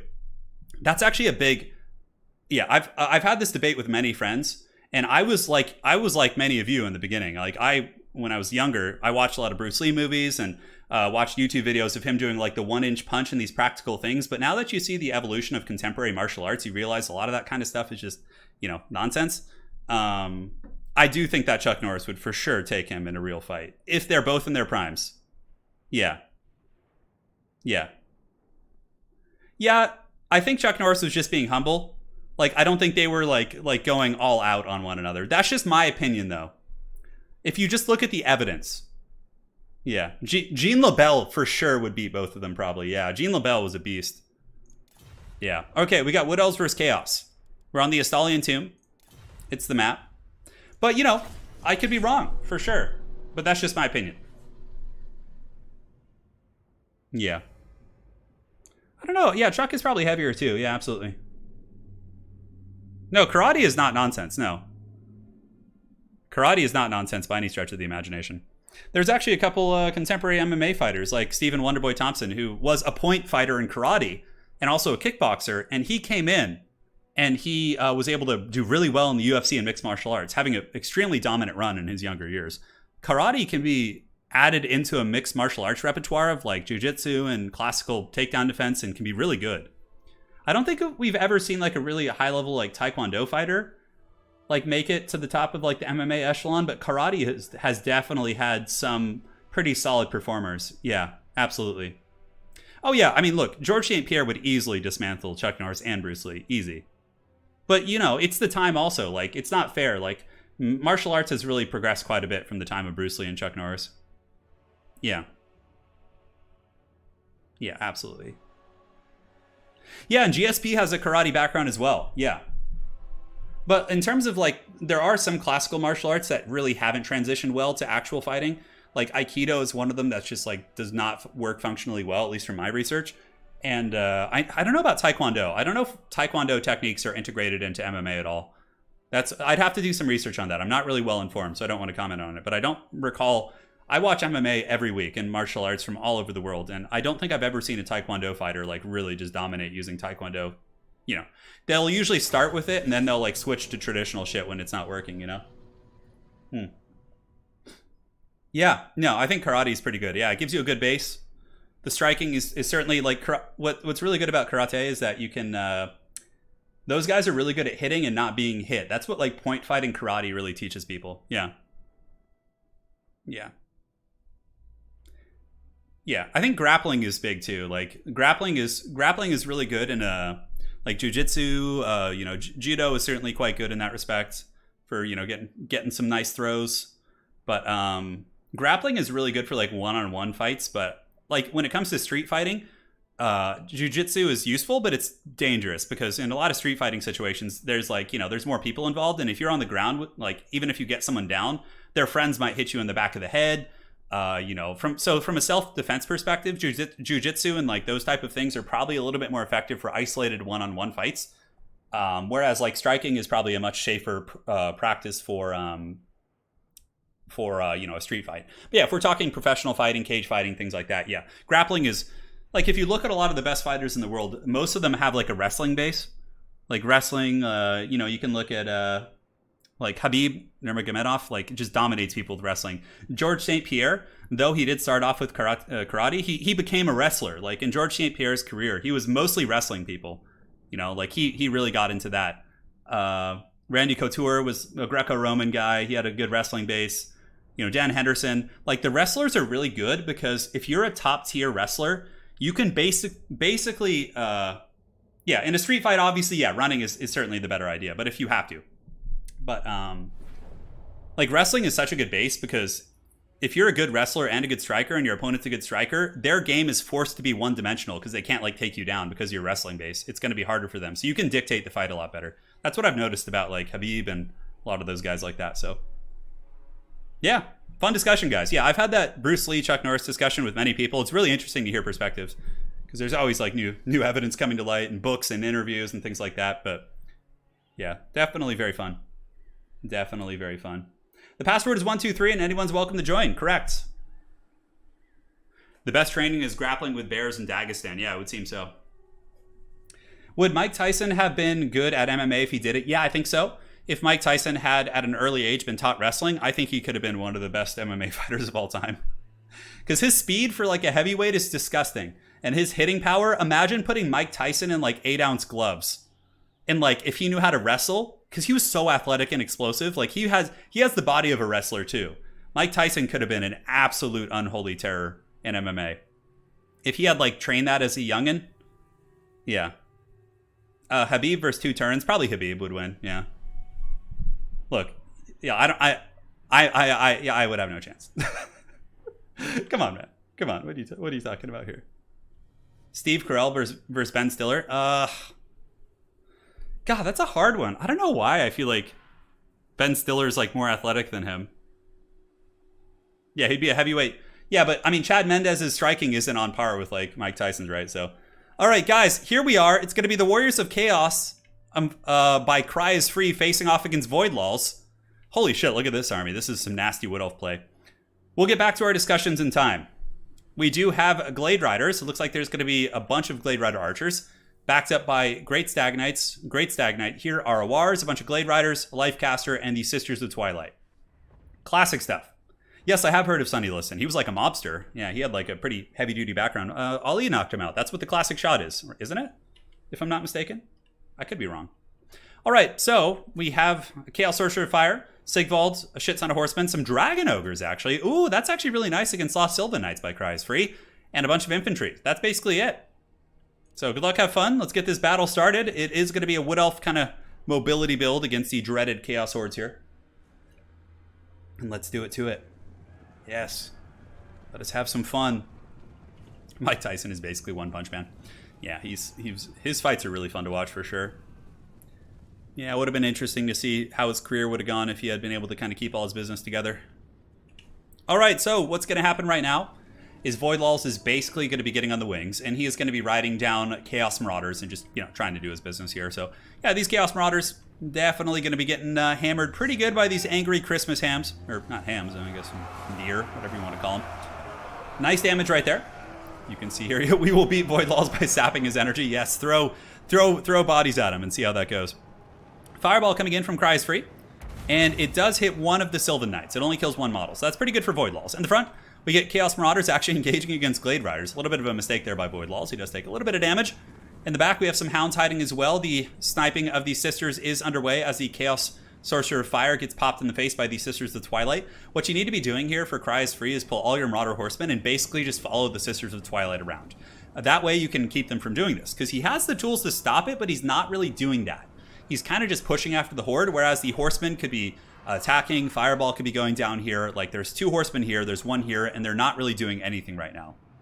Basically, your boy Voidlals is just getting kind of free kills and free picks and different things like that. So, Turin, Sunny Liston's father oh, yeah. Okay, works for the mob, which is generally terrifying. Got it, yeah. Yeah, I knew a little bit, because I've watched quite a few boxing documentaries. So I had heard about Sunny Liston before, but it kind of just slipped my mind. It's been a while. So yeah, finally a good response coming in here from Cry is Free. He gets the Marauder Horseman, and he's going to be throwing into the Sisters of Twilight up in the sky. And yeah, this is good. I mean, if he had been doing this from the beginning, he probably would have his Chaos Sorcerer survive here. But I think the Sisters might go for the kill here. It's a little bit hard to say. They're taking some nice damage. And for Chaos, it's more about just, keeping a tight composure and trying to get value where you can. Definitely Fireball spamming here on the Sisters would be good. Voidlals is taking quite a bit of damage from this, and the ammunition is kind of shooting random targets from here on out. So just keep the Horsemen on top of the Sisters, and you're going to be okay. On top of that, Voidlals is using his arrows to shoot into the Mirror Guard. Mirror Guard do have silver shields and 100 armor, so not going to do a whole lot of damage. The Dragon up in the sky has taken a reasonable amount, certainly not insignificant. And here it looks like some Great Stags are maybe thinking about engaging here. It's a little bit hard to say. What are the cavalry patches from the patch? Well, the cavalry patch isn't in effect yet. They've fixed all the chariot bugs, and they've also fixed the AoE bugs. So for the most part, the game's in a pretty good place right now. The cavalry bug isn't as bad right now. Cavalry are still pretty good in the hands of good players, but generally, there's a beta right now that's addressing that. So the Glade Riders shooting into the Horsemen, Sisters of Twilight just kind of flying back and forth, using their pot shots where they can. A lot of the Wood Elf ammunition is being used against targets that aren't super hot, and it looks like now the Chaos Sorcerer Fire is getting popped. He maybe should go hide in the trees back here. He could definitely do that and just stay out of range of the Sisters, and then come in the late game and use Fireballs and Burning Heads if he needs to. But more damage going down on the Sisters of Twilight, almost at 3,000 HP from the damage. Yeah, it's almost 5 a.m. in Japan. Oof. Have you been up all night, or are you just getting rolling now? Yeah. Let me know. Hounds overextending. Cry is Free is going to lose them for sure. Voidlaw is going to be pulling in a bunch of his Glade Riders with spears to hammer into those Hound units. Army sizes here, 405 to 831. Chaos obviously still has a lot. If Sigvald and the Dragon Ogres survive, there's certainly going to be some decent stopping power here. And good play by Cry is Free. He pulls back the Chaos Sorcerer Fire and is able to protect it with the Dragon Ogres here. And the Elves are just doing elf things, basically just pulling back and using their ammo to poke and stroke. But eventually they will have to come in and fight. When they do have to use up all their ammo, they're going to have no choice other than getting in there and going fisticuffs and all that sort of good stuff. So the Dragon Lord thinking about maybe going in there, taking more damage though. I think Voidlaws might be getting a little bit too aggressive with his Sisters here. The Cavalry need to keep chasing the Sisters. It's 100% the best investment. Chasing down the Wood Elf army here is kind of not really necessary. I mean, and even some Horsemen are getting in there to fight. I guess maybe the Forsaken might be able to catch some of these Glade Riders here. Yeah, if these Forsaken are given a charge order, looks like Cry is Free does get the charge order, and Glade Riders are charging it, but there are Forsaken here, so maybe a little bit dicey. In the meantime, Sisters are just going to continue to happily keep sniping that Chaos Sorcerer, who really should be using the Fireballs. Looks like a Fireball will be going in. It's going to get shot here. 16 leadership on the Chaos Sorcerer. The Dragon going to take the Fireball right in the face. Oh, how did that miss? It went right through the Sisters. Oh, that's so dumb. Are they healing, by the way? Must have been like a life bloom like passive or something like that. Forsaken still pushing through. Some of the Glade Riders have taken a little bit of damage. Chaos has some Hounds and Horsemen routing across the map, and the caster is also broken. So again, you really need to punish that Chaos or that Sister of Twilight here. Another shot going in, negative 23. Ammunition on the Sister is sitting pretty good, but balance of power is actually not that great for either player. It's still pretty even at this point. So several other bugs have been fixed. We had the double missile attack bug. The Skink Oracle is now fixed. The Chariots are fixed. So the King of the Hill is on the standard patch, which has fixed the basic issues. It has not addressed the cavalry concerns that a lot of people are having here. So the Chaos Sorcerer Fire are going to be getting hunted down by the Reindeer Knights. Looks like they shall be coming in to do battle. Sigvald and company just kind of working through the forest. Ammunition for Void in okay shape. He's got a couple that have okay ammo, but it is going to be starting to run pretty bare bones here in just a second. So here comes the Forsaken. Some Hounds also collapsing on some Glade Riders. They're not the poison variant. Cavalry are going to be swarming in here. He really needs to get these Forsaken in here to charge right now. They could be getting a ton of kills. Marauders will get some okay damage, and the Forsaken do get a charge, and immediately some of the Glade Riders probably will be picked off. We'll see. Looks like he's mostly able to get back before any casualties are returned by the Wood Elves. So bounce power, the reason why it's not in the favor of Chaos, even though it looks like it would be, is because ammunition. Ammunition is running pretty sparse. And if the Dragon Ogres and Mirrorguard and Sigvald can survive until the later stages of the game, that is going to be very strong. Because you can see they don't do that much damage against Dragon Ogres with the missile resist they have, and the Ogres should be able to kind of endure that relatively well. Forsaken still pursuing. Ammunition being used here by the Glade Riders in the back. The Chaos Sorcerer is broken, but still not shattered. So Void is going to be having to commit the characters there to really make sure to finish off that Chaos Sorcerer here. So we will see. No, we do not have any dreaded Twitch emotes here in this chat, so that is not happening. Sisters of Twilight do not have nets. I know somebody in chat was asking. They basically just have missile attacks. They have the Eagle's Quiver or something like that, which also does some pretty good work. Dragon Ogres might be able to get the charge here. Void Laws maybe with a slight lapse in micro. Some of the Elves are going to get hammered pretty good, taking some heavy casualties as they are taken to Poundland by the Dragon Ogres. Missiles, are they shooting? Yes, some of them are shooting here into the Chaos Forces. For Cry is Free, honestly, I would probably just sit still at this point. I think chasing is just going to exhaust your troops if you just take it cautiously. Oh, but a nice isolation here. He actually does get the Dragon Ogres in a big surround. There are some Chaos Marauders nearby and some Forsaken, but there's not going to be any supporting magic for the Dragon Ogres, who are taking massive casualties from the Great Stag Knights. And yeah, in a vacuum, Ogres would beat Stag Knights, but with the numbers and the Glade Riders and the healing and the isolation, that was a really, really nice catch out there, luring out those foul beasts. Here we get the Lost Sylvan Knights, maybe going to be taking some casualties against the other Ogres, and immediately they take a couple shots. Are they going to lose any models? It looks like they will get away, not unscathed, but for the most part without taking any substantial damage. Yeah, very clinical play here for sure. This is like watching some old school Wood Elf play for sure. The only difference being the Sisters of Twilight really, really doing an excellent job. Now they're going in for another Alpha Strike. They jump in amongst the Rat Ogres, not the Rat Ogres, the Dragon Ogres. And this is an opportunity for Cry is Free. Sigvald, of course, that's why I prefer Big Bird in this matchup. Final Transmutation against Sylvan Knights, and also he's a little bit more durable. But the Ogres here are holding, which is not good for the forces of the Elves. Granted, more of the Christmas Cavalry are coming in. The Great Stag Knight's going to be jumping around the flank. Here they come, and that will buckle the Dragon Ogres. Yeah, they get absolutely crumped. And I think that's the beginning of the end. I think Cry is Free, probably without the Dragon Ogres, does not have much of a chance of winning, especially with the Lost Sylvan Knights being so healthy. And Sigvald will not hold up well against Stag Knight cycle charging. He is going to have a bad time. Cavalry hitting from all angles. Forsaken here in the trees, going to be rode down. There they go. There goes my hero. Watch them as they go. And the Christmas Cavalry, man, just going apeshit. It's pretty funny because I had a match against Cry is Free a couple weeks ago where the match pretty much went the exact same way. I was Wood Elves and he was Chaos on one of my King of the Hills. Granted, I did not use a full kite build, but it was still in the family. So yeah, you know, I don't think Sigvald can carry this. I don't. I think he's going to try his best, but the Reindeer Cavalry have just been too formidable. Sisters of Twilight have taken a lot of damage. I think Cry is Free had a chance to win with his build, but just kind of let his army get a little bit too spread out and played the game the Wood Elves wanted. He chased them the entire time. When you can't catch them, you just stand still and defend yourself. Hide your caster, protect your caster with horsemen, and overcast fireballs and just, you know, do your thing. And that's pretty much how you do it. So the Chaos Horde's going to be taking up refuge here. The Sisters of Twilight continuing to shoot here at the Mirror Guard. The Cavalry just doing their thing. I think Cry is Free has finally realized that resistance is futile. He will be assimilated into the trees, and their likeliness will be added to the tree's own, which, you know, I guess trees fertilize and, you know, do all that, so it kind of makes sense. Forsaken here, 44 models of the 60, going to be pushing up, but really they can't catch anything. Overall, I did like the build from Cryos Free, though. I think it was good. I prefer the Warp Chicken. He's much harder to snipe, and he also brings a caster to you in Magic, so he can deal with Sylvan Knights on his own. But Sigvald is also very meta. That's what most people use, but I think that people will start to realize that he's not necessarily the best choice against really high-level players. So here comes some sort of magic on the far side. Earthblood's going down. The cavalry will be screaming in here in a second. I honestly think you don't need to be too worried here. I think with the Sisters and the Terror Routes, you could just come in for an Alpha Strike and probably just end this game. I don't think you need to be so gamey at this point, but I understand why. So Glade Riders here are out of ammo. So are these ones. Here comes the Sylvan Knight Cavalry to punish the overextending Forsaken and some of the Marauders. The Dragon, the Sisters land on top of the Mirror Guard, and they are going to be getting some support from the Cavalry, I would imagine. We'll see. Christmas has come early to the Dark Gods as the Wood Elves send them out of the forest. There they go. And the Forsaken units are going to get punished pretty badly, so they're down for the count. Lost Sylvan Knights doing their same thing. Here comes Prince Sigvald, standardized, active. Chaos Marauders are active, but not much else. And yeah, it's game at this point. It's definitely GG. Let's see what the players are saying. GG, well played from Cryos Free.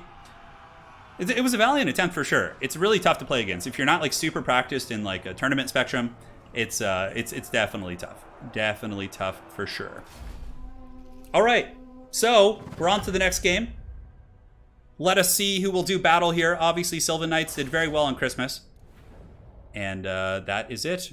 GG, well played. Next match, who will be joining today? I don't know if he's typing something. I don't want to be rude and make room, but typically we need to get the next players in here. All right, well played, Cry. Well played. It's a tough foe. It's a tough foe for sure. So who will join next? Nickelback versus Dave Grohl. I feel like Dave Grohl would be able to take out Chad Kroger. Yeah. Yeah. I have no idea. I think Dave Grohl would win, though. I don't know why. Nickelback seems a little bit too goody-goody for me. But, I mean, Foo Fighters are as well, kind of, so. All right. We have two people joining. We have Lord Googler. Hold on a sec. Okay, that's weird. Somebody joined as a spectator. I gotta close the spec slots because that's just causing problems. Howdy. It's just first come first serve, Lotus. Yeah, we'll get you in here. You think the lobby is bugs? Okay, I'll remake the lobby app. Although it's gonna be tricky to get Void Laws back in there. Yeah, Ice, we usually get you in here just fine. Map set. Good luck. Have fun. Some younglings are being sacrificed for sure. Some younglings are being sacrificed. It's the way of things. Did I upgrade his score, by the way? I don't know if I did. I think he's got 6 now. He's going to get tired eventually, I'm sure. I have considered going back to lists. It's just a little bit more to manage. Yeah, absolutely. But we're only an hour and a half in, so don't worry. We're going to be going like 3.5 hours, so there's still plenty of time for you guys to get in. Yeah. Was there a reason you guys didn't opt into the beta patch? Apparently the beta patch has a lot of issues, yeah. We got a donation coming in from JG to Kid. $20. He says, return PC fund. Last piece for my PC build just came in after my laptop potatoed out last month. Yes. Join us. It's got to be good.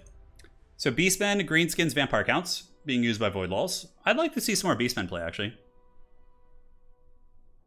Odds I beat. Oh my god. Fat Refrigerator. This is your first game ever? Oh my god. Oh no. Not like this. This is a very hard opponent to have for your first match. Yeah.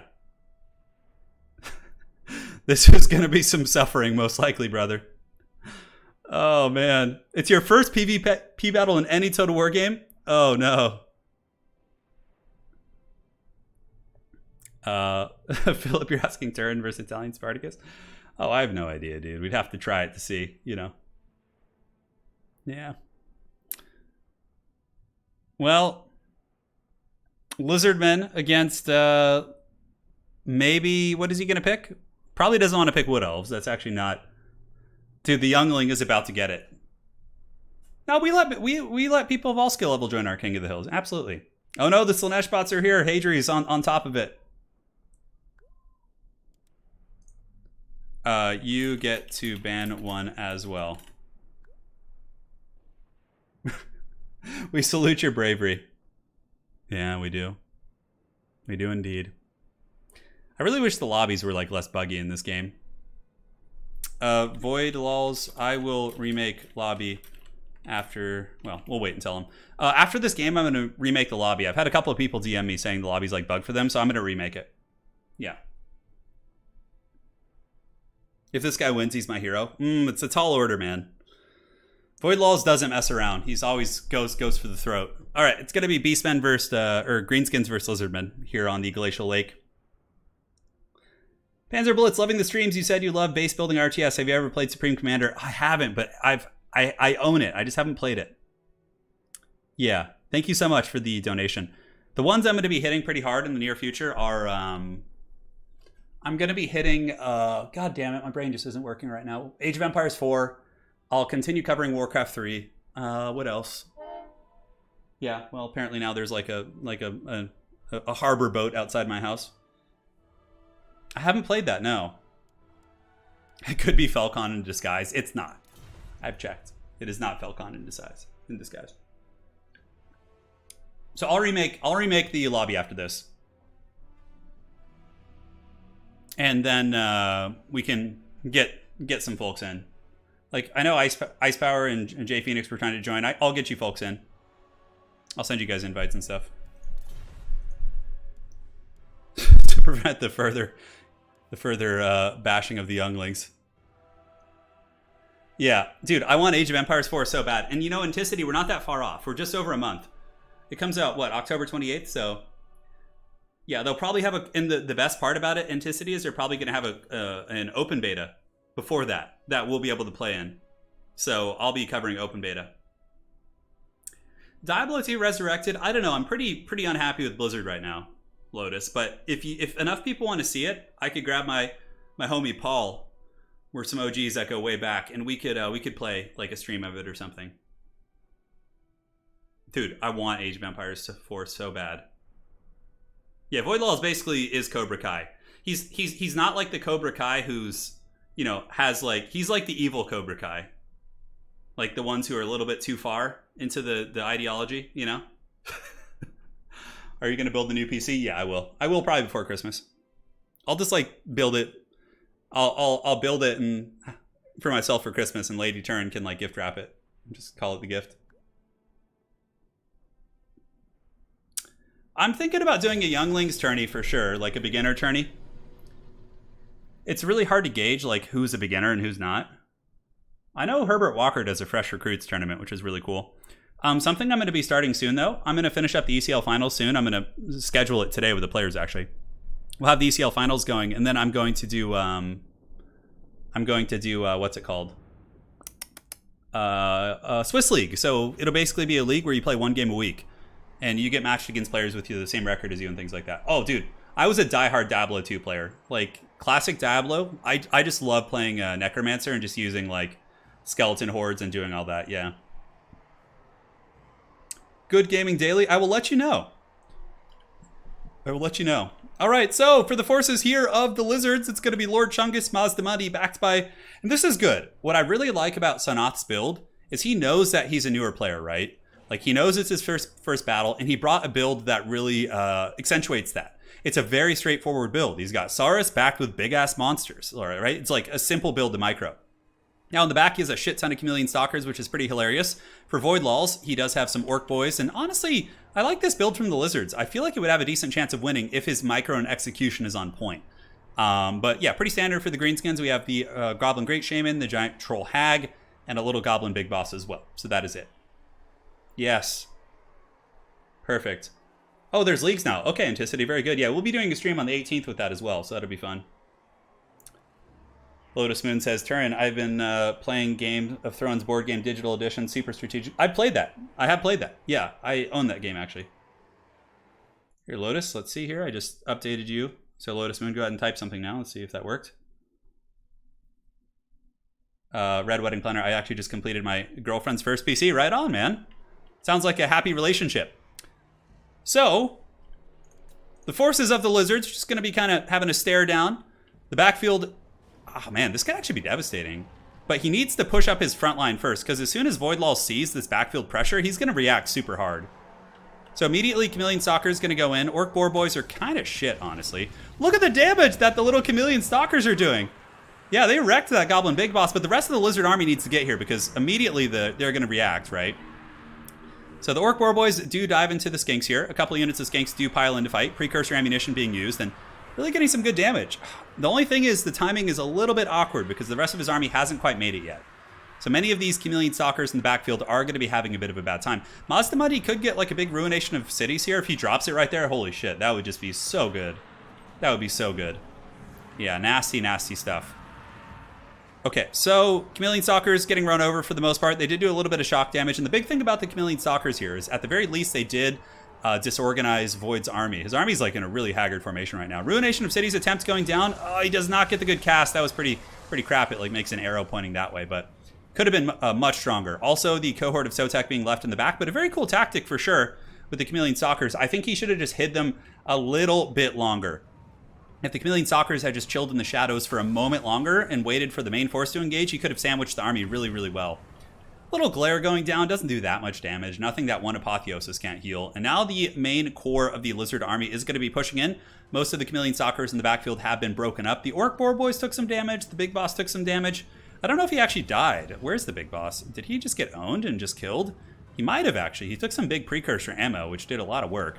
So now we get the Orc Boars moving in. These are just basic Orc Boar Boys. Mazda was shielded the old ones. And I have to say, I'm very impressed with Sonath's first multiplayer game ever. Really, really, decent play. Just a slight off, a little bit off in the timing there. Saurus Warriors here are chasing Orc Biggins, which should be an interesting little fight there on the edge of the map. And the two big dinos are just kind of bumping and grinding here, and they are able to probably terror out these goblins, I would imagine, in a second. The goblins do get routed. And the dinos are now going to be going after the AP loonies, while a million archers are now going to pile in and shoot. So this is where things get a little bit messy for sure. Saurus doing good here. Doing pretty well against the Orc Boys. Against the Biggins in the Shadow Realm, it seems to be a pretty even fight. The cohort of Sotek now making its way back in, so he has noticed the tactical reserve being used there. And how are the dinos doing? Thunderous 1. Okay shape. Itchy Nuisance is afflicting most of this force, but good awareness here by Sonath. He's pulling back knowing that he's overextended a little bit, so he's getting his big dino back to the Saurus, which is a good play. Saurus here taking down the Orc Boar Boys, and we do have the cohort of Sotek making their way in. Balance of Power is getting Greenskin favored, of course. Losing the Stalkers in the beginning is like losing over 2,000 gold, so he was kind of fighting at a bit of a deficit there once the Stalkers died. But certainly a very cool idea. I think if the rest of his army had gotten there quicker somehow, maybe the build was a little bit more contoured to an Alpha Strike. No, the Goblin Big Boss did actually live. Yeah. Do the Boars have 70 speed now? Was that in the patch notes? Did they get a change? Let me go ahead and double check. So yeah, they used to be like 58 speed or 60 something. It was pretty bad. Yeah, the big dino's going to get focused down. A nice banishment as well, dropping here on the Orc Boys. Saurus Warriors fighting to the bitter end, but just being overwhelmed by sheer numbers. We get more moving in, and Mazda now preparing to charge in as the banishment ravages the Morgub's Mangy Marauders. The cohort of Sotek, some good disruption back here, chasing down Orc Arrow Boys, and honestly will be pretty resilient against these crappy cavalry units. Speed on them is 70. Wow, okay, that's different. That is different. So Lord Mazda getting crossfired pretty good. Spirit Leech going down from the Hag. Savage Orc Arrow Boys do have better armor piercing values than Goblin Archers. We'll be able to get some hurt in there, and now the big Chungus will be going down here. So that looks like it's going to be GG. Well played here to the Dinos. For his first game ever against a very, very high-level player, playing an extremely competitive build, I think that is an excellent first showing from Sonath, and definitely some big props to him.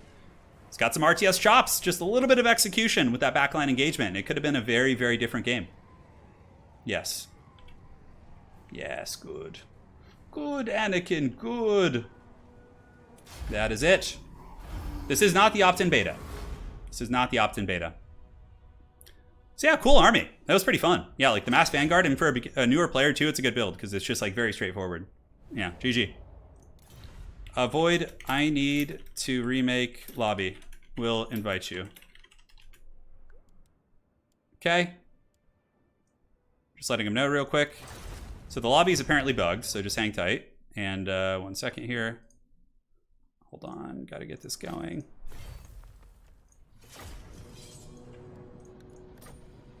Perfect. We're all set. Let's go ahead and get back here. That's from the faction war.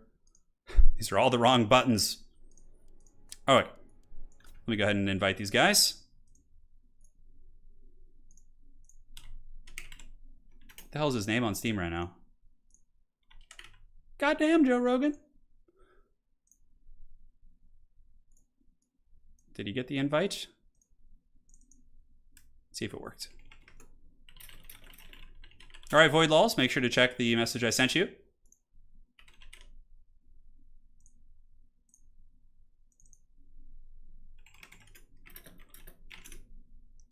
And we should be all set. Okay, cool.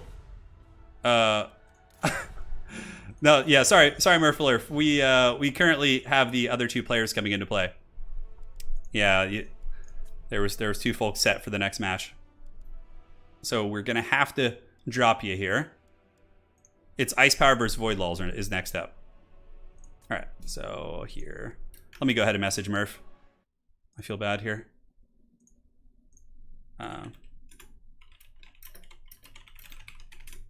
Just go ahead and shot him a message. It's Ice versus Void right now. Ice Power versus Void first. Yeah, let's go ahead and get this. Okay, all set. Perfect. And then don't worry, the stream's going to be going for quite a while longer. Here we go. Invite to lobby. We should be all set. Matthew Giannotti, hey old friend, been a while. I'm deployed with the army in Egypt and finally caught a stream. Keep on Necromancer cackling. I had a really good Necromancer cackle on stream the other day. If you guys want to see it, you can go to my Warcraft 3 stream, and man, it was the thing of legends. All right, map set. Void picks 3, bans 1. All right, so we got Void Laws versus Ice Power here in this match. And after this, guys, sorry if I had to remove some of you guys from the lobby, but anybody is welcome to join here. Yeah. Don't worry. And we're going for quite a while longer. We're pretty early on here. Looks like Void Laws might be having some issues loading in, but he's the current king of the hill, so we have to be fair and, obviously keep him. I just had to remake the lobby because it was bugged for a lot of people. They couldn't join, which is very strange. There's a new password to this lobby, by the way. The new password is 1234. I typed the extra ladder. Yeah, it's 1234 now. Void need to rejoin. I think he is frozen. So let's have Void Laws rejoin. So don't try and join right now, please. Yeah, he just had a connection issue.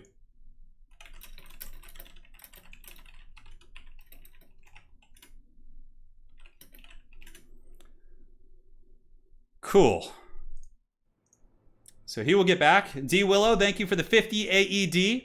Would love to see the top 4. Oh yeah, there's a lot of, and some best of 7s. Yeah, we'll be getting back to that. Because that was a format I did on my channel like 3 years ago. I used to do you guys remember when we used to do like best of 5 streams and best of 7 streams between like Gabo King and John Ton and all these guys back in the day? Yeah. Yeah, so we'll be getting back to that. We'll be getting back to that. Because I do like that idea. I think best of 7 streams are really fun. A best of 7 usually will take like an hour and a half, 2 hours, give or take. So Void Law should be able to get back in here, problem.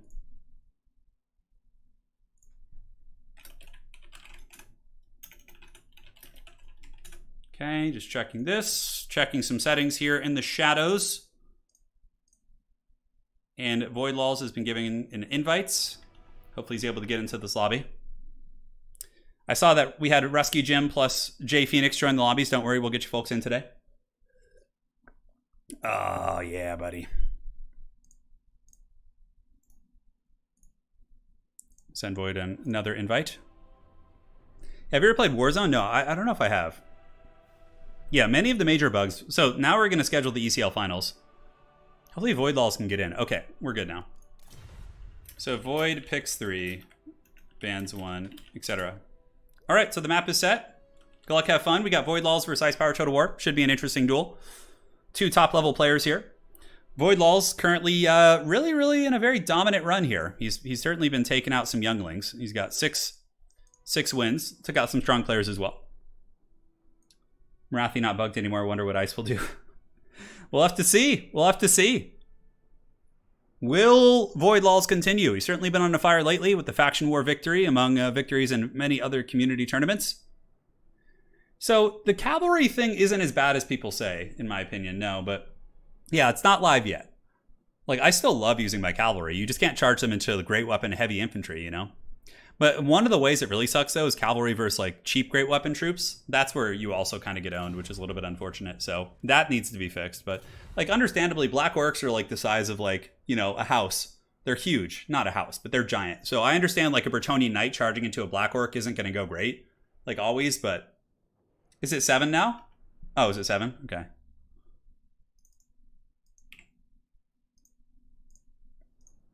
All right, cool. Let's see what these fine gentlemen are up to. Mentor style of play? Yeah, that's fun. It's a fun idea.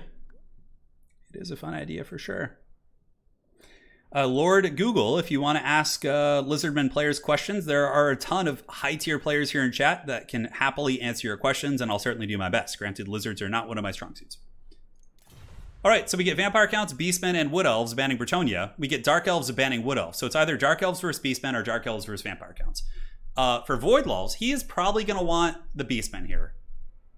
Oh, he's going Vampire Counts. Wow. Okay, this is going to be interesting. This becomes really, really gamey.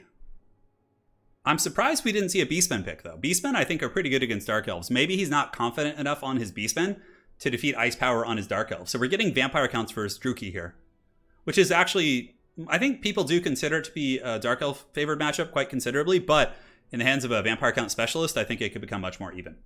Yeah. So we'll see what happens. We will see what happens, my friends.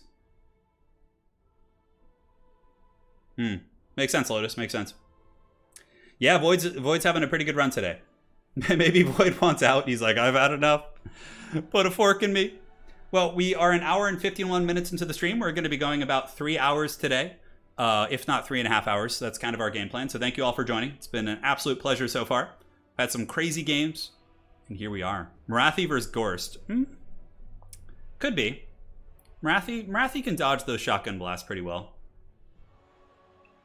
It's a lot of Winds of Magic, for sure. Yeah, it's Dark Elf favored, yeah. It's also incredibly cheesy. Yep, it is. Mark, thank you for the $2. You are supreme. Do you have Balthazar Gelt as your picture? Oh, yeah, you do. That's pretty awesome, dude. Hell yeah. Hell yeah, dude. There's currently a format that Rubber Duck of War was talking about doing that I think he's organizing that I'll be a part of is... it's like where each like it's like a tournament, but each player has like a mentor that kind of like trains them a little bit. So I think he's working on something like that, which is pretty cool. So Void played this matchup in the finals versus Hadries a while back. Which finals was that, Anticity? Which was that one of your tournaments? Tier 1 units only would be interesting. Yeah, I wonder who would be best if you could only bring like tier 1 units. I mean, are Flagellants considered tier 1? Or are we talking about like tier 1 recruitment in campaign? Yeah, hard to say. I'm going to check to see if he's running the same build. We'll see. Yeah. Will Ice Power be able to dethrone the Dark Lord Void Lulls? We'll find out here in the next episode of Total War Warhammer. Glorious Battles. Man, it's so nice now that the patch has fixed all these different bugs. Like, you can actually use Beastmen units, which is so exciting. Yeah, getting into multiplayer definitely can be a little bit intimidating for sure. If you've never really don't have a multiplayer background and things like that. Hadries took a Charybdis, did he? Ooh. I don't think Ice Power will do that. I think he's going to go like Marathi, Double Manticore, like Repeater Crossbows, Scourge Runner Chariots, like all that kind of stuff, and just do his business there. Yeah. I don't really know, though. Or he could go with a box. Like, I know that some Dark Elf players do boxes, like a Marathi box with, like, you know, Blackguard and then a bunch of skirmishers. Set up a poll so we could vote. I don't know. Hey, quick question. Can the mods, do you mods have the option for running a poll in chat? I know on Twitch they can do that. I don't know if us cavemen on YouTube are able to do that, unfortunately, but I'm curious to see that. Papa K. Archer, hey, you played a really good game, dude. Oh, that's weird. Yeah, Gorst can avoid shots, but generally he's a much better target than all the other ones. If you're playing newer players, Archer, it's going to be easier, but I would have probably just sat on... I would have switched back and forth between Gorst and the Necromancer to tax his micro. Yeah. Yeah. It is Marathi. Welcome to Turin stream, younglings. I will not lie to you. Your chances of survival are slim. I love it. Okay, he did not go Air Force, which I think is good because there was a big Air Force investment from Void Lulls. Now, Looking at the forces of Ice Power, it's double Cannonade Assassin with Foot Marathi. We have Blackheart Corsair Infantry, Blackguard with Corsairs, and yeah, so it's going to be the box build. Basically, Web of Shadows, Soul Stealer, Cannonade Assassin, sniping the Flying Lords up in the sky. It's pretty damn strong, and I really do like this build quite a bit. I think it's good. And now, how is the Dreadlord Voidlaws going to be able to deal with this? Quad Vargeist up in the sky. He's got Graveguard Great Weapons on the ground. A very, very smart choice to deal with the Phoenix Guard. Not Phoenix Guard, but the Blackguard and things like that. Double White Kings. Also not a bad choice. If they can catch some of those foot-based Dark Elf characters, they can do work. And a Blood Dragon Vampiric Lord. That appears to be it. That appears to be it. I don't see the poll option. Okay, maybe... No, I don't stream on Twitch. No, I prefer YouTube. YouTube's where the family's at. You know, YouTube's where I started. It's where I met all of you guys. I don't want to, like, go over to another platform. The only reason I would go to Twitch is if, like, for some reason YouTube streaming, like, had a big decline and there was, like, bugs with it and stuff like that. But, yeah. A lot of Vargeist. And I think the reason why... I mean, Vargeist do have good armor piercing, for sure. They can... If a zombie's, like, holding something in place, they can charge in and do a lot of damage against, like, Blackguard and Corsairs. But, yeah, I'm quite curious about this. I guess avoiding Soul Stealers is going to be pretty important here for sure. Yeah, the Void column formations. So looking at the history of the column formation in Total War, so some of the OGs who really innovated it, I would say, I think Ark in the Black, who of course is now banned from most community tournaments, did used to do this. And then we saw it from Fistek, we saw it from Evenstar, and we see it from Voidlaws. They all kind of, those players all have kind of a similar playstyle. They must practice together or something. But yeah, those are kind of the origins of that style of play. Google says only you can make the poll in the bottom of chat. That's stupid. I wish I could give you guys, like, super mod so you could, like, make the polls. Yeah. How's it going, Sotek? Welcome. The patch is looking good. It is looking good. Yeah, so Vargeist for sure have great AP, but they are glass cannons. 10 armor, dog shit melee defense. Like, so if they get caught in a bad situation, it can be pretty rough. Even just, like, cheap spears can wear them down. And I would imagine Ice Power will probably just scoot up and, you know, just try and get freebies on the zombies initially. Got to make sure you don't get breath attacked here. That's also really big. And the Cannonade Assassins are already shooting at the Blood Dragon Lord, which is really good. That's going to keep Voidlaws from basically sitting over and, you know, causing a lot of problems and things like that. So, oh, Sean, it's a long story. Just a lot of behavioral stuff and, you know, just, yeah, shady business in general. I don't know all the details. I only know as it pertains to mine, but most community events, it's just that way. So, yeah, just all drama. We don't need to get into it. So Blackheart Corsairs moving in, zombies as well. A really good Scab Straith coming down from Void right there, able to nail the Sisters of Singing Doom. Yes, look at that. The Sisters of Singing Doom have taken a little bit of HP damage, but for the most part are okay. Cannonade Assassins moving out, and they have a good position, mainly just screening out the Vampiric Lords. Oh, but is that Blood Dragon Lord going to jump in? It is. And the all the buffs are popped, and look at that, Ice Power's Lord, or his Cannonade Assassin getting absolutely dunked on, and Marathi's like trapped in the blob of zombies. What a huge misplay in the beginning of the game, giving a big old freebie there to your boy Voidlaws. And that didn't need to happen, you know. They could just sit back here and be protected by Witch Elves and all these different units. Wand of Crydon coming down from Marathi, it does hit home. If that Cannonade Assassin actually is able to rally, there could be some hope. I think that Ice Power still could be in a relatively comfortable position, but that is a very, very tough loss to have, and I actually think it's going to come back. It might make it back here in a second. Is it going to be rallying? Let's see. Oh god, it's going to break. Yeah, it's going to get feasted on. It's mostly zombies dying right now, you know, just like 300 gold, but the Cannonade Assassin getting karate chopped there is a big loss for sure, and it looks like it's going to go down. All it takes is one mistake. Really good vampire count players are just, they're just going to be looking for the scraps. They're like Danny DeVito and It's Always Sunny. They're like, I'm here for the scraps, and as soon as they find one, they are going to find it. Blood Dragon Vampire Lords hit incredibly hard, so that absolutely makes sense. The Cannonade Assassin, could it be saved? Could Ice Power send the Harvesters over there with a little bit of spear support? Because it is routing back towards his army. You know what? I think Ice Power maybe grabs the Harvesters and some bows and goes to save that Cannonade Assassin. But for now, it looks like it's not going to be saved. The Vampire's just kind of encircling the army, and most of the main core is just kind of sitting back. He's just engaging with zombies one at a time, of course, attacking against the Cannonade Assassin. And, man, they're getting some nasty, nasty stuff for sure. Blackheart Corsair Handbows moving out. Could go after the White King. Zombies are more or less down. As far as gold lost for both sides, about 400 gold in zombies. The Cannonade Assassins have, I think, cost about 600. But it's not just about gold loss. It's also about functionality. I think there was maybe a window of opportunity where the Vampires could have actually not gotten the Cannonade Assassin if the Harvesters and some Spears had moved out there. But it's a little bit risky for sure. Anyways, now the main force for Voidlulls is moving up. The Von Karstein characters, and they're not Von Karstein, are they? For some reason I thought I saw that up here. But yeah, the Konigstein Stalkers, that's what it is. They're all moving up, getting ready to fight. Some Graveguard kind of hanging in the back, and the vampires are just encircling the army once again as they have some zombies moving in, some flying Vargeese moving in, and this is it. Yes, nasty, nasty stuff. So the reason why some people in chat were asking why he moves the zombies up in that way is basically because he wants to obey the attacking rule without committing his entire force. So he basically willfully sacrifices like 400 zombies so he can try and snipe in that window of time. However, like if Ice Power had just kept his K-Nate Assassin back, it wouldn't have really mattered too much. He would have gotten the zombies for free and taken very little damage in return. Now, an engagement coming in here from the Vargeise. Some of them will maybe take some halberd attacks. The Corsair handbows blasting into them relatively effectively.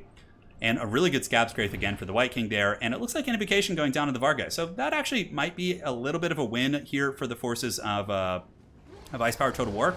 A zombie summon being dropped here onto the Blackguard. Blackguard should be able to chew through those zombies in due time. Invocation is down, and the K-Nate Assassin has been routed off the battlefield. So that is not going to be a factor anymore. Do K-Nate Assassins have stock? They do, I think. So yeah, if it had come back, I guess it could have stalked all the way back here towards the battle. Yeah, everything's going well. Thank you for asking. And here are the skeletons on the flank, as well as the White King, a breath attack. Ooh, pretty good dodge there by Ice Power Total War. He's able to get back and avoid a lot of that. Another unit of zombies, of course, being a summon unit, will be going down here. And the Vargeese are just circling about. So it's the geese. The geese are the those ones, and then the goose is the Terror Goose, but there is no Terror Goose. And that's really, really nice here for a big boon of strength, a great tactic to avoid. Basically, he sacrificed shit-ass zombies to trigger the Murderous Prowess for the Elves, and basically the Murderous Prowess is useless because there's no fighting going on. So a big buff in the Dark Elf army, like melee attack, armor-piercing missile damage, all these different things are going to basically be useless. It's not going to be helping at all. It'll just help clear out a zombie there, so that is the thing. Zombies getting grinded down. This is an actual unit of zombies, I think. It's hard to tell. I can't quite tell. It looks like it's just crumbling naturally. Another Scab Scrape going down on the Sisters. Balance of Power is getting more and more favored here for your boy Voidlulls, as Ice Power's army without mobility and any sort of harass is just going to kind of be sitting here at the mercy of the vampires. More zombies being sent in. It looks like the dreaded Tithe that's on its way in to do battle. Just using... This is like classic Reaganomics. Yeah, the password's 1234 now. Yes, correct. This is like Reaganomics. This is like trickle-down theory, trickling in the zombies to the elves, and and then the wealth trickles to the rest of the vampire army. This is a vampiric Reaganomics. Yeah, look at that. All right, Blackheart Corsairs battling the Tithe, still getting incremental value. I mean, so it's not without casualties for the vampires, but generally speaking, the Sisters of Singing Doom getting owned, all those different things, very, very nasty for sure. And the Tithe will just continue fighting while the vampires keep looking for openings, using their Scab Scrates, and really, really getting some nasty, nasty stuff there. So here they are, the Tithe, 118 models. They have actually like a cool scheme or anything like that? Let's go ahead and check. Yeah, sort of. They got physical resist. I guess they're like a little bit of a darker hue. Perhaps a little bit more rotten than the basic zombies. Skeleton Spearmen have moved in. Corsair Infantry going to be fighting in the back. We do get the Dread Spears being attacked by the Vargeise, and the vampires look like they've had enough messing around. I think they're going to be going in, and you guys like the Reaganomics jokes. Come on, it's always a good time. So over here in the distance, Vargeise diving in on the spears. The spears, of course, take a little bit of shock damage. Corsair Infantry battling the zombies, and now the Graveguard Great Weapons getting in there. Pretty admirable for sure here from Ice Power to keep fighting. I mean, he's at a real big deficit right now, but it is a pretty considered to be a relatively Dark Elf favored matchup, so I think having the staying power here might be worth it. Is that going to be a Wand of Coridon? It looks like it might be. Yeah, looks like it might be. Breath attack coming in, does get a nice roast on the Blackguard, also hit some skeletons. The Wand of Coridon should hit the Graveguard Great Weapons, doing a little bit of damage. And the Corsair Infantry doing pretty well against these spears, but the Graveguard Great Weapons should have a pretty dominant fight against them. And now there's going to be a zombie summon to the backfield. Really good zombie summon. Damn. It pins in so many of the units, and now, oh man, the gooses are just getting in there, the geese, and they're swarming all over the Corsairs and the Slaanesha's Harvesters. Ice Power responds with a nice Soul Stealer, which is going to be hitting a lot of that army, but really I just think the Graveguard Great Weapons are now getting in relatively unimpeded, and they're going to cause a lot of problems. Marathi would have to get some good gooning here. She has gotten an attack on the Blood Dragon Lord, but Marathi's getting dunked on so hard. Is there going to be another Soul Stealer? It looks like it. So another Soul Stealer and Web of Shadows. This is pretty much Ice Power's only chance. If he's able to kill the Blood Dragon Lord, I think he has a chance of winning this game, but if not, I think it's just game over. The vampires have collapsed from so many directions. Black Art Corsairs, we have the Black Guard over here, and I think that's just going to be all she wrote. I mean, Marathi's just kind of waddling around now, waiting to be cycle charged again. The Blood Dragon Lord might just go for her right now. Yeah, I don't see why you wouldn't. She has no Soul Stealer, no healing. The Blood Dragon Lord is a very scary combatant. Does connect with Marathi. She gets absolutely dunked on, and that is going to be GG. Wow. Yeah. Crazy stuff. Crazy stuff indeed. Ice has hope so long as he has Soul Stealer. Not today. That was some clinical work for sure. Like, vampires have a bad matchup there, so if you want to win it, you have to be really gamey. Really gamey. But yeah, some good alpha strikes. But honestly, if Ice Power had just hadn't blundered his Canid Assassin, I think he could have been fine. That was a big blunder. Then it kind of allowed the vampires to continue their reign of tyranny. All right. So we got Subutai in here. The GOAT. The GOAT is here. We're going Iron Sand Desert. Map set. Ice Voidlaw is putting on a clinic today. Absolutely. Yeah. I mean, he just won our faction war, coming off a pretty big high there. Yeah. Nasty stuff. Vargeist aren't a bad unit. They're just glass cannons. If you have really good micro, they can be nasty. But if you don't, then, you know, yeah. He is in form tonight. Absolutely. Yeah. So let us see what the Dreadlord Void Lulls decides to bring here against Subutai. Subutai, if I remember correctly, is a Beastmen guy. So Void will do his pick 3 and ban 1. Subutai will counterpick here. I think I updated the score, didn't I? Didn't I just do that? Ice Power says, yeah, I think it's obvious Dark Elves aren't my faction anymore. So what is your faction nowadays? Yeah, losing versus Dawi and now Vampire Counts, yeah. It's been a rough run for your Druki lately, huh? It's okay though, man. Hold your head up high. Hold your head up high. Yes, correct. The Subutai is here. What tactics will he have? Will he encircle his foe with bows? The Beastmen called once more into the deep. That was a crazy good final in the finals of the faction war. Grombrindle versus Void Lulls. That was so good. Yeah, honestly, Dark Elves just are, like, Ice Power, in my experience, Dark Elves are just kind of a feel-bad faction. Like, it just never feels smooth playing them. It's always like a struggle, you know? Yeah, maybe Tomb Kings, brother. Vampire Counts, Beastmen, Lizardmen, banning Lizardmen. So Void Lulls, or Subutai can now pick. You know what would be pretty gangster? Is if Subutai picks Beastmen and bans Vampire Counts. Right? Because Beastmen can play against Lizards now. Especially with the Chariots being unleashed. So, like, you can bring... Now, we're letting people bring Chariots today. Yeah, Ice Power, become a Beastmen guy. Beastmen are great now. You can use all your Chariots. Yeah. For the 13th game, Void must play Skaven. That would be pretty funny. Yeah, I don't think he plays Skaven. I think he's very set in his factions. You can tell he's playing the same ones. I'll play Beastmen, banning Vampire Counts. Smart play by Subutai. Because now he either gets a Beastmen... Oh, the Beastmen! Okay, this is cool. I don't mind this at all. We're getting a Beastmen mirror match, which I'm down. Because that's actually a fun mirror match. It's like Fast and Furious. And we got the Beastmen mirror. Oh, yeah. Here we go. Here we go. Like every couple months, I go into a quick battle. I'm like, oh, you know what? I'm going to play Dark Elves. Like, I got to give them a chance. And then afterwards, I just feel bad. I'm just like, oh, that just didn't feel good. Something about their faction, you know? Yeah. I don't know what it is. Have we seen how Beastmen Chariots are fixed?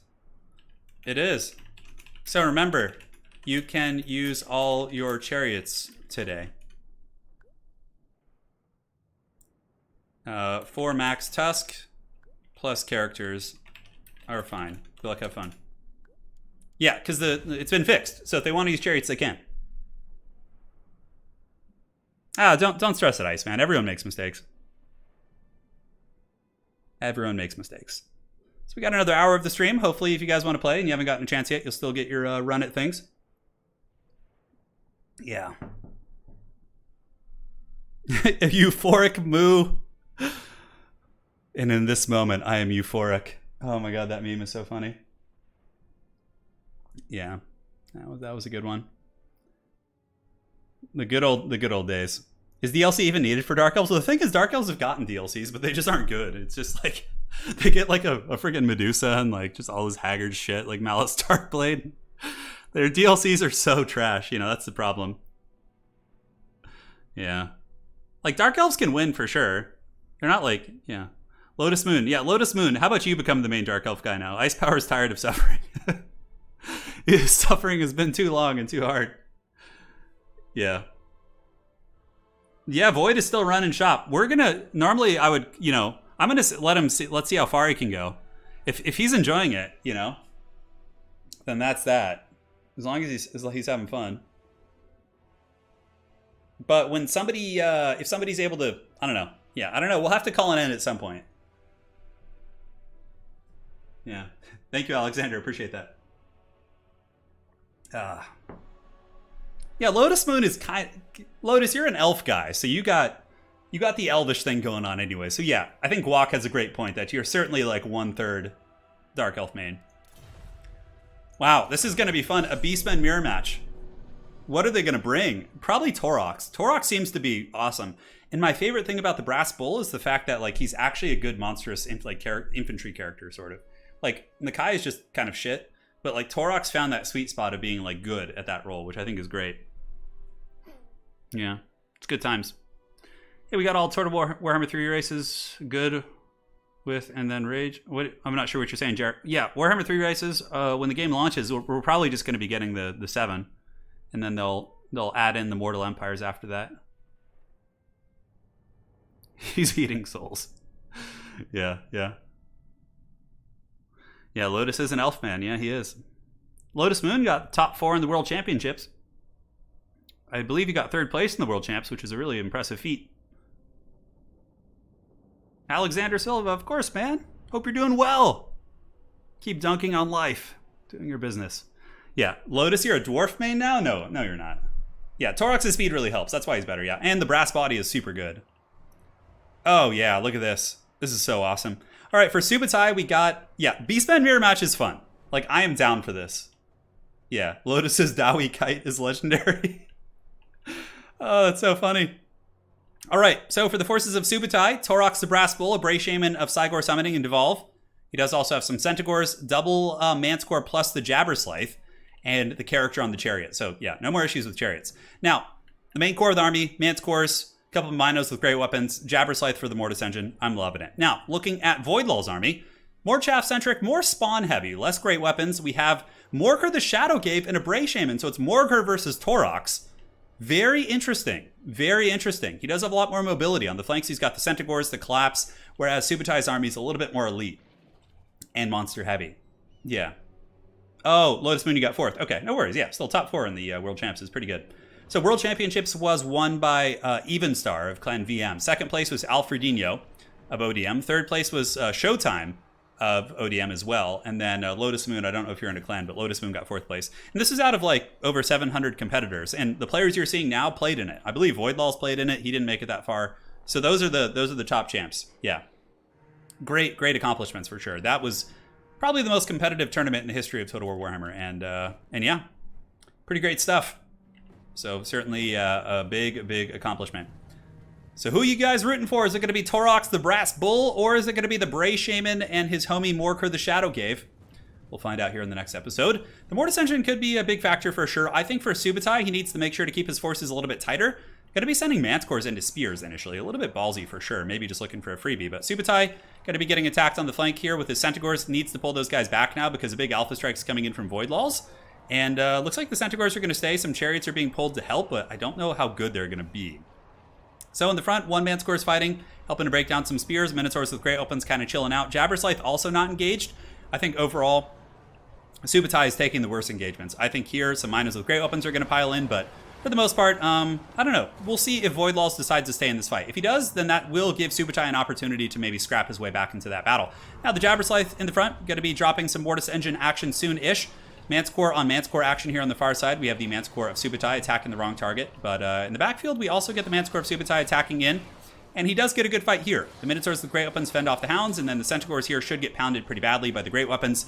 And Morker does drop his big payload here in the center via all the Chaos Spawn. But overall, this blob fight seems to be going a little bit better for Voidlaws. Subutai's forces are being outmaneuvered and kind of punished.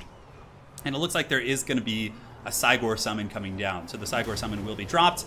And will it be able to hold this tide? I don't think so. I think mostly Void probably will just be able to outmaneuver that. Torok the Brass Bull looking to get over there. Manscore Summon going on Subutai's Bray Shaman, doing some nice work. In the middle, you know, the big Jabberslythe is a nice inclusion.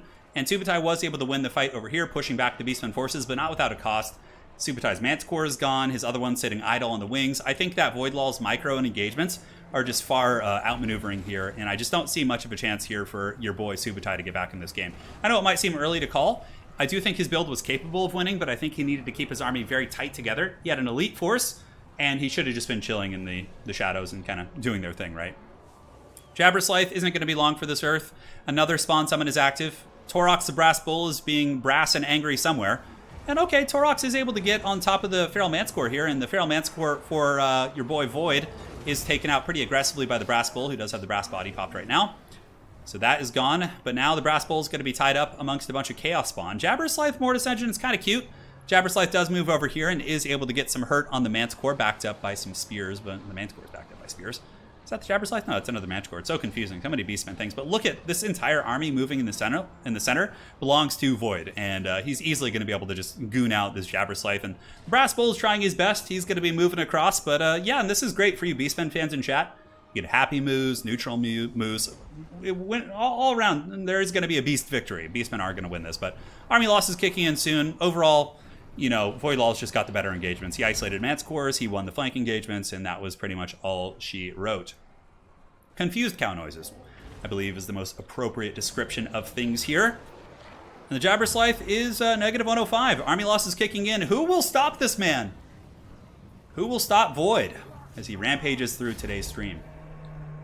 Well, next up, we will see who's going to be the next challenger. Subutai has fallen. The Brass Bull overwhelmed by the corrupting presence of Morker the Shadowgave.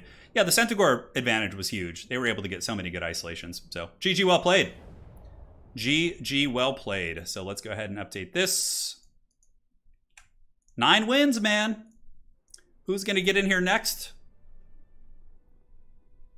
The password has been changed. It's 1234 now. We got J Phoenix, RTK versus VM duel. Very exciting. So let's go ahead and do the Southern Chaos Wastes. Should be fine. We could go back to the Bone Zone. We could. J Phoenix is like, yes, I did it. Yeah. Here we go. But we also see a Beastmen loss. It's true. Yeah. Yeah, absolutely true. If he still can get the end of the stream, yeah, I'll challenge you. But the thing is, he's going to be all warmed up, and I'm just going to be cold. But I'll still fight him. Yeah, it'll be fun. Lobby is bugged. Oh, I'm sorry to hear that. Well, the thing is, a lot of people could have crazy good records, but I often end King of the Hills before they can get to 13 wins. That's the thing. But today, I'll let it keep going. Yeah, Beastman got the moves like Jagger. Oh, that's so good. I never thought of that. Damn. I can finally go eat after this. J Phoenix just starving over there, trying to get in. Oh, that's rough. All right, one sec. There we go. We're still moving along, moving and a grooving. And yeah, see what they do. Void pick 3. Void pick 3. The lobby might seem bugged because there's usually what it is there's a lot of people joining. Oh, Matthew Hammond. It might seem like that, but don't worry. I'm always down to throw down, bro. Even if I'm out of shape and chubby. It's going down. The moves like Jabber. Oh, that's good. Oh, they got the moves like Jabber. Dude. I summon you to fulfill your oath. Yeah. We could for sure. Dude, this is exciting. Beastmen, Lizardmen, Vampire Counts, Ban Lizards. What will J Phoenix pick? We are in the Southern Chaos Wastes. We will see. Kazrak, someone.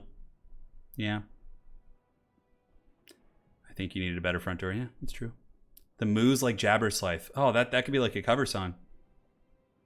Yeah, no, I don't think anybody's going to beat Voidlaw's score, but we'll let it go for a while to see how far he can get. What is he at? 9? Yeah, I think he's at 9. Yeah. High Elves, actually. Okay, so High Elves banning Lizardmen. High Elves versus Beastmen or Vampire Counts. Void probably should go Beastmen. High Elves have a good matchup versus Counts. God of Gobos. Hey, man. Hope you're doing well. Thank you for becoming a new member here on the channel. Matthew, appreciate that. Yes. So we get Beastmen versus Elves. All right, more happy mooing is potentially on the way. This is certainly a favored matchup for the Beastmen. But we will see what tricks the great Jay Phoenix has up her sleeve. Gonna get some water. Food memento.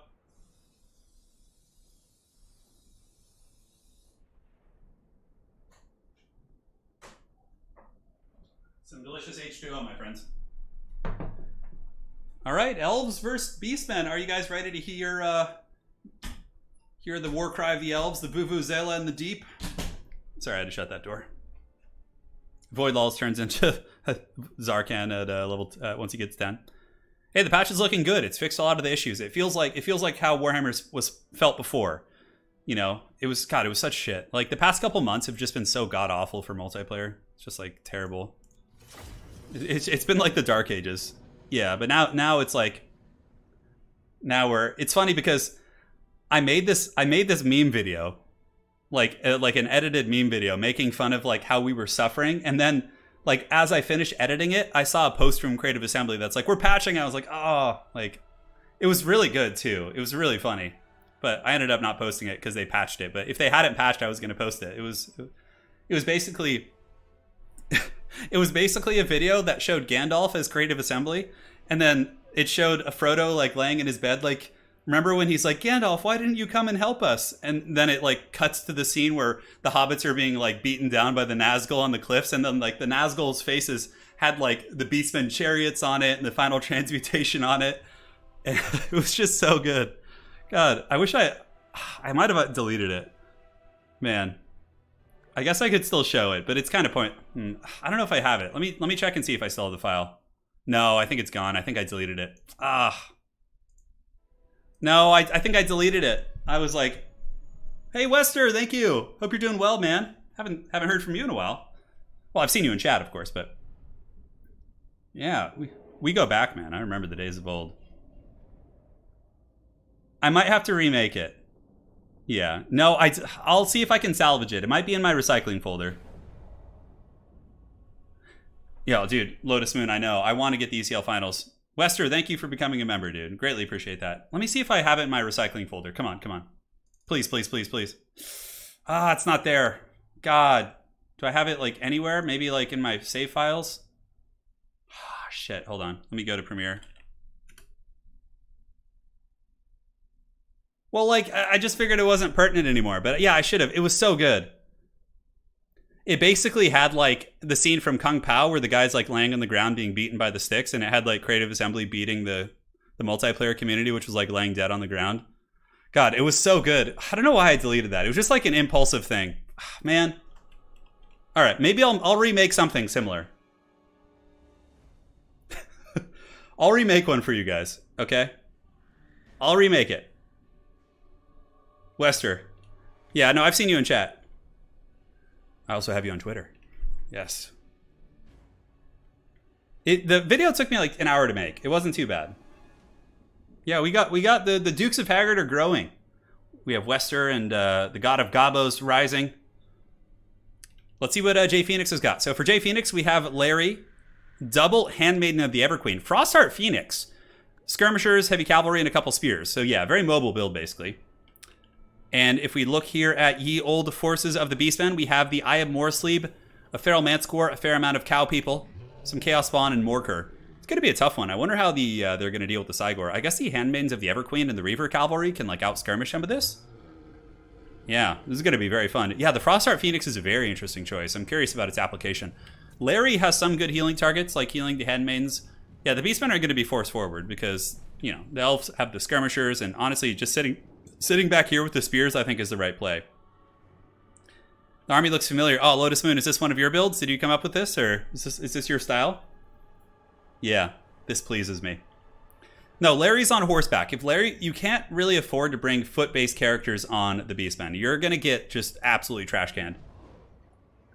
They'll catch you, they'll hunt you. They'll barbecue, you know, whatever nasty shit's going on, they're going to get you. All right, so the Handmaidens of the Everqueen shooting at Morker, which probably isn't a good idea. Morker has a massive amount of missile resist. What?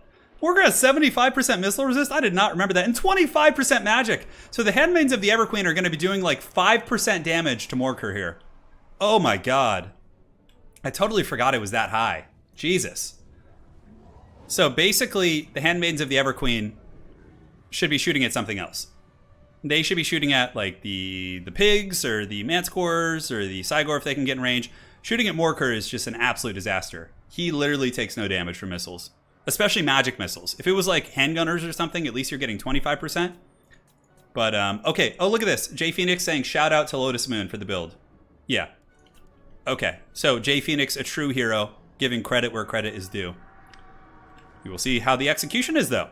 So now going after the pigs, not a bad idea. You can rampage those wild hogs, pull them into open field, and it's funny. Yeah, now Void is kind of on the receiving end of like this type of mobile play. But yeah, just kind of keep getting in there and sniping some of the high-value targets. Even going after the Eye of Morsleeve isn't bad.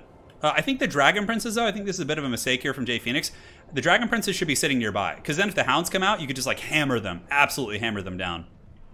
You need to be there and like ready to kind of punish them, so... And Morker he's pretty meaty for sure. He's very meaty, very, very tough to kill. So, do we see the Frostheart Phoenix go and battle the Manticore? Probably not, because there are Centaur throwing weapons back there.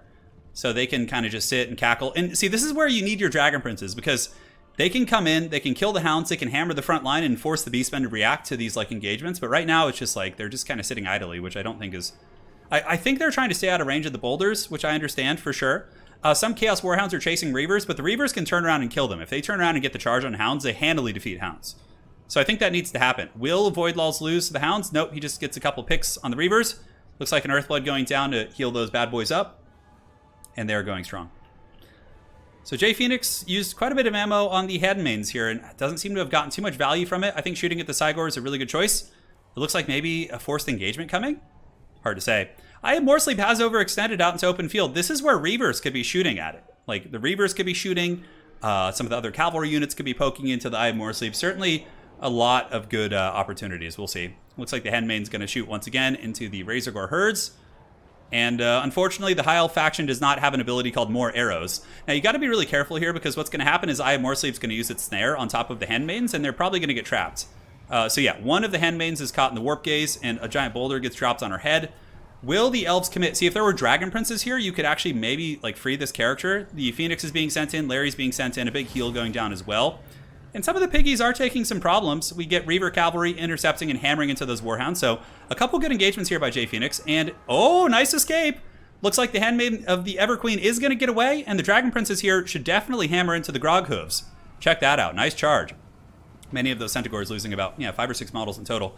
And rampaging some of the pigs. And so this is perfect. So what Jay Phoenix needs to do now is continue to pull back this Beastmen herd away from the spear support. Oh, who's caught here? Is this Larry? No, the Handmaiden is. But now you have Dragon Princes nearby and the Phoenix. I think they should be able to get in. Look at these Princes, though, man. Doing great work. Just occupying that entire flank of the Beastmen. There's the Phoenix. Larry's getting in there as well. More Dragon Princes moving in. And it looks like the Reavers, the Heralds of the Wind, might get into fight as well, which I think is a good call. Getting some really good damage. So honestly, Jay Phoenix with some very solid engagements early. Traderkin coming down. They were bunched up properly, so the Traderkin will be able to hit a couple of those units. And it looks like they got away without taking too much damage. The Dragon Princes here hammering into Ungor Spearmen. Should be able to easily dismantle them. Their physical resist and armor will mitigate most of that spear damage. And Dragon Princes once again charging in. Going pretty hard in the paint.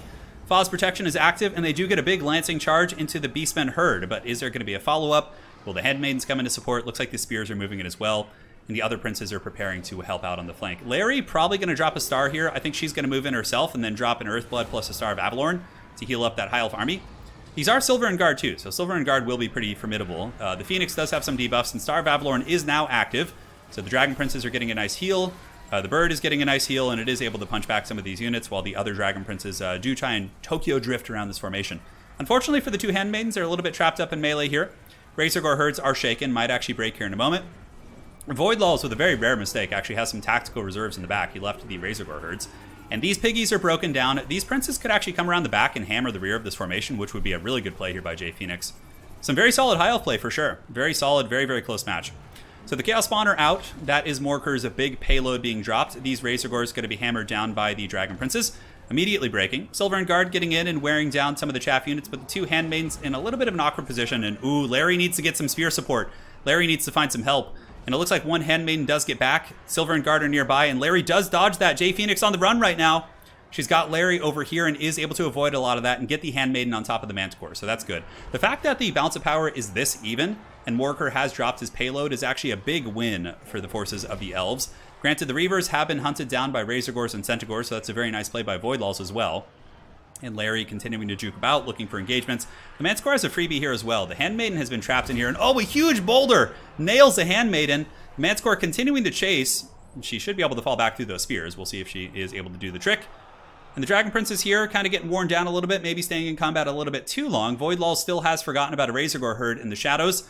And I feel like the Handmaidens being trapped there and the Reavers getting caught was probably potentially going to be the game loss situation here. We'll see if Larry can survive. She does get taken out by the Manticore. A couple spears are nearby. The other Handmaidens coming in to help. Frostheart Phoenix is tanking, and the spawn will be disappearing soon. Dragon Prince is getting caught amongst Ungor Spearmen. Certainly not a feel-good situation. And Larry appears to be broken. Is she terror routed or actually broken? Okay, she actually is broken. And the Beastmen, now that they get this opportunity here, it's going to be able to hunt down Larry. And I think that probably is doomed for the High Elves, but I have to say, that was a very, very good game. It was certainly close. Just a couple situations with the High Elves there. You can't really afford to make too many mistakes. You have to really have those perfect cavalry engagements, and your characters have to be, pretty well protected there. And now that Larry's gone, I don't see any way for the Elvish characters to kind of carry this home. Centaurs, the throwing axes, should be able to dismantle them, but very well played. It was a fun match. I enjoyed that one quite a bit. Quite a bit indeed. Yes, the old Star of Averlorn doing the trick. The Beastmen boulder coming in. What did the Beastmen use that was new? So the Beastmen didn't use any DLC units, I think, except the Chariot mount. And I think, yeah, the Manticores, of course. I don't think the Beastmen could bring those before, right? So yeah, Manticores, I guess. It gives them a little something, something. J Phoenix scrapping to the bitter end. We'll be moving into battle the Bray herd here. And we'll see what happens. GG, well played. Yeah, High Elves have had some times in the meta where they're okay. High Elves were a lot better before the mass changes, in my opinion. When the mass changes came in and kind of made, cavalry a little bit tougher to like push through things in monsters. Like their dragons became really weak. Their monsters, High Elves are very much a monster faction, just kind of fell apart a little bit. Manticore getting in, gets a nice attack there. Does it connect? I don't think it does. The Handmaids of the Everqueen can actually fight Manticores pretty well. They have good anti-large. But there's just not enough left. It's going to be army losses soon. Larry's gone. That was a good fight, though. It was definitely a very good scrap. A solid scrap indeed. Yeah, and this was a matchup that was favored for the Beastmen pretty heavily, even before the DLC. So now it's even worse. Beastmen just have more options. But High Elves are kind of in a weird place. They're not like the worst. They have some okay matchups. Yeah. High Elves are really good against Undead. They're very good against the Vampire Counts. Which is why I think J Phoenix perhaps had it in the repertoire. Cool build, though. Yeah, very cool. Just a couple little cavalry engagements, and the characters getting stuck and trapped in spears and things like that was really the big straw that broke the High Elves' back. I don't know what really did super well here. I have more sleep, got about 1,200, 1,400 on the Grog hooves. All right, who will come? Who is going to take on Voidlaws? The Dark Terror continues his reign. Sad elf noises indeed. It's going to be Contende, another Beastman master. The throne of skulls continues to grow. You guys ready for more Beastmen? Because you're about to get some. Yeah. Yeah, High Elves are weird, for sure. Yeah, God of Gobos with a really good point, saying whenever High Elves were on top, it was due to some abusive, like, single-entity dragon blobbing. Yeah. See, that's the thing. Like, High Elves, if they try and play, like, generalist style of play, like, wide army. Oh, don't worry, Hadrius. You got a little bit more time, bud. Yeah. So, Void pick 3. Rolling, rolling, rolling. Keep them doggies rolling right. We need some jams. I need to get some music for the streams. I wish I could play Johnny Cash. That'd be so fun. Yeah. To listen to some... what's a really, really cool song of Johnny Cash's, aside from his like popular hits, is... So Johnny Cash had an album of covers, which he did. That's where he covered Nine Inch Nails' Hurt. But also he has a song on there called We'll Meet Again, which is, it's just like, it's such a great song. Gets you in the feels every time. Especially considering it was like the last work Johnny Cash did. Yeah, We'll Meet Again by Johnny Cash. Check that one out if you guys are looking for some good feels. Beastmen banning Beastmen. Okay, he doesn't want the Beastmen mirror match. Contende banning Beastmen. And now Greenskins or Vampire Counts. Will Contende be the one to dethrone the Dark Lord? Yeah. Will he be? We'll meet again. I don't know where, don't know when. It's a great song. Ah, yeah, delicious stuff. Vampire Counts. Interesting. I'm curious what Beastmen do against Vampire Counts nowadays. They have a ton of great options, and, you know, they can obviously use their chariots again if they want to, but I think Void Lulz is probably one of the best Vampire Count players in the entire game. So this is going to be tough. He clearly is used to this. Yeah, Oblivion. So yeah, I didn't get in trouble, but basically YouTube's copyright system as it pertains to music is absolute dog shit. So even like the people who are flagging my Doom soundtrack music, which usually like the game developers don't care if like game soundtracks are used on YouTube. The person that was flagging her, the entity, was like, it wasn't even the people who own the rights to the music. It was like some weird third-party scam organization, which I can try and fight back, but it's just not worth it. Because if YouTube like sides with the scammers, which apparently has happened in the past, it's just like, yeah, it just sucks. So like basically what people do on YouTube is they take advantage of how dog shit the YouTube copyright system is, and they create like these fake entities. They go in and they flag songs. All right. So then if they flag the song and they succeed, and then if that song continues to play in said video, they steal the ad revenue from that video and it goes to those people who often don't even own the rights to the music. They can just do it. And like you can fight them, but it's like when you want to fight those claims, it's very scary when you do this for a living, because if you lose, like it can have repercussions on your channel. Yeah. So it's just such a piece of shit, man. Oh my God. The copyright system. It's just terrible. So that's why I don't even mess around anymore. Unless I'm gonna order some custom music that I like pay for, then I'm not gonna like play anything that's like known. It's such dog shit. Yeah. Yeah. YouTube, well, these scammers are making us more money. Well, yeah, YouTube still gets their cut, but they then take the revenue from your video. So, but it gives you options. Basically, when you get caught, like these scammers like come after your videos for the music, you can just choose to mute the section that they're claiming, which is what I always do. So if they come after me, it allows you to mute the section that they're claiming is their revenue, and then they don't get anything. So that's what I do always. But then it sucks because like you just have all these videos with like silence in the beginning. Yeah, Twitch has gotten really bad too, I've heard. I heard Twitch is really cracking down, which it's protecting intellectual property is very important, and I understand and support that. But there's certain ways where it could be scammed. And in YouTube, it's generally like scammed. Like there was people who were streaming like Troy and some historical Total War games, and they were getting the game soundtracks copyright slammed by YouTube. And then they went to Creative Assembly and were like, what's going on? And they're like, yeah, this isn't supposed to be happening. So it's like, clearly there's people taking advantage of it. Yeah. Samuel Christensen, you're going to be the final boss of King of the Hill? Yes, just for you, I will. Thank you so much. And yes, I'm very excited for Dune. Yeah, I am.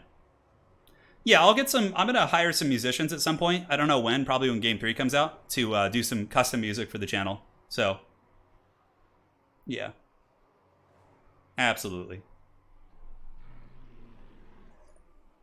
Cosmo, that's a question we've all been asking ourselves for a long time. Yeah. Yeah, it's pretty wild. Yeah, Dune looks good. I really like the Dune universe, and also I played the old Dune RTS game. I used to play a lot of House Harkonnen, and yeah, it was fun. It was fun. Yeah, Grom isn't super meta anymore. You don't see him that often. Oftentimes you see the Goblin Spider. So we got Brass Bull. We have a Bray Shaman of AoEs. Yeah, so one has Flock of Doom and one has Traderkin. Couple Spawn, Spears, Centaurs with throwing weapons, and that's it with the Bloodbrute Behemoth and the big Chungus Bull. Now, taking a look at the forces of your boy Void, currently up to 10 wins on today's King of the Hill. Chillgeist and Blood Knights, a very cav-centric army. He does still bring the corpse cards, even though they got nerfed. Another Necromancer on the corpse cart, White King, and up in the sky we have the Strigoi Ghoul King, who appears to be very, very strong in the meta. So yeah, both builds are pretty good. Contende might have a little bit of trouble with the numbers of Blood Knights, but the Centaurs with throwing axes can certainly drag them down. Yeah. Turin, hire a bunch of musicians and put them in the room while you're streaming. See, that would actually be a very funny That would actually be a very funny thing. Because in California, you can hire like mariachi bands and all sorts of cool stuff. So imagine if we had that. Like, we have a tournament, but in between like the games, a mariachi band just like comes on camera and just shreds it. Just shreds it. Oh my god, that'd be so funny. That would be like the greatest thing ever. Yeah. Who knows? You know, that actually sounds like fun. That actually sounds like fun. Yeah, I don't know. We'll think about it. We will think about it. Yeah, the game was definitely in a bad state before today's patch. It was. It was in a really dark place. And so was I. I was here sitting in the shadows. No. Oh my god. Well, my neighbors do play music, but... yeah, they have tormented me so much with their music that I don't think I could enjoy it, even if it was good music. Yeah. A live jam band? Yeah. Yeah. The dreaded neighbors. All right, so this is a little bit scary for Contende, because the Chill guys do have a slowing aura, and they also have 94 speed. So if they can actually get close to the Beastmen, they can slow them down and cause some problems. A couple of the Chill guys have taken some work. Contende needs to be careful not to get too close. Oh no, the Grog Hooves have gotten separated. Oh god. And the Chill guys are just going to massacre them now. Okay, pretty bad start for Contende here. A little bit unfortunate, but with really good micro, he might be able to get away from this. What's he doing? These Centaurs need to run. Oh, they got to get back. Oh, I'm getting anxiety watching this. Okay, these ones should be able to get away. And here, these Centaurs, the Grog Hooves, unfortunately, are going to get massacred for Contende's sake, unfortunately. Aside from that, we do have the Centaurs that are throwing weapons. Honestly, they should just charge in and kill the zombies. If you put one Centaur on both zombies, it'll wipe them out pretty quick. But the Chillgeist ambush, taking that angle of pursuit against the 1,000 gold Centaurs, is very, very nice. Yes. They patched the chariots. Yes, they did. Yes, they did. So overall, Contende only loses one, which isn't the end of the world. I mean, he got a little bit of damage on the Chillgeist, not too much. A little bit of damage on the Blood Knights as well, and is going to continue poking and stroking, but that was unfortunate. What he should have done with the Centaurs is move them around the side of the map and kept running. And then he could have moved his army over there to kind of support. Also, I'm surprised the Beastmen aren't moving up to fight. Looks like they're just going to be mainly skirmishing and hoping the vampires will come to them. But Voidlaws clearly really understands like angles of pursuit. Like, he's cutting off a lot of the mobility here for Contende. Because Hounds are just as fast, if not faster. Yeah, they're a little bit quicker actually. So some of the Centaur throwing axes might be able to get away here. And now Contende has gone after the free zombies, which is smart. And it looks like he's going to be going after that Necromancer in the back, which is a good play. And wow, he just like drifted right through that. Yeah, he drifted right through that and is now getting some effective damage on his pursuers. In the meantime, the Necromancer does get attacked by these Centaurs. A little bit trapped up there. The Centaurs might take some damage. The other ones are going to be pulling back, and I'm surprised the Beastmen haven't moved up yet, like I said. I think that they need to move up to support these Centaurs. Looks like there's going to be a shotgun blast going down. The gaze of Nagash going to be on the brass ball. Use the brass body! Okay, it goes in after the Bloodbrute Behemoth, actually. Okay, so I thought that was going to go after Torox. It really looked like it. But Centaurs are broken at this point. A couple of the Beastmen troops are going to go and try and support them, but the Hounds are a little bit quicker. And they also get their acceleration bonus, so that happens, but it looks like they might come back. Overall, the vampires are already ahead in this game. Some of the Beastmen here got trapped up and are trying to escape. You can see, I think the models are moving this way, even though their flag is still back there, which is really funny. But very few of those Centaurs escaped, and they did bait out some summons from the Necromancer, but in the end, I think that Voidlaws has this game in the bag. He is going to be collapsing here. The Centaurs, the throwing axes, getting absolutely destroyed. Brutal, brutal. His angles of pursuit are very good. I've noticed that. I played against Voidlaws quite a bit on ladder, and he's really good at hunting down my Pistoliers when I play Empire. So the Dire Pack here is down for the count. They are going to be paying the ultimate troll toll.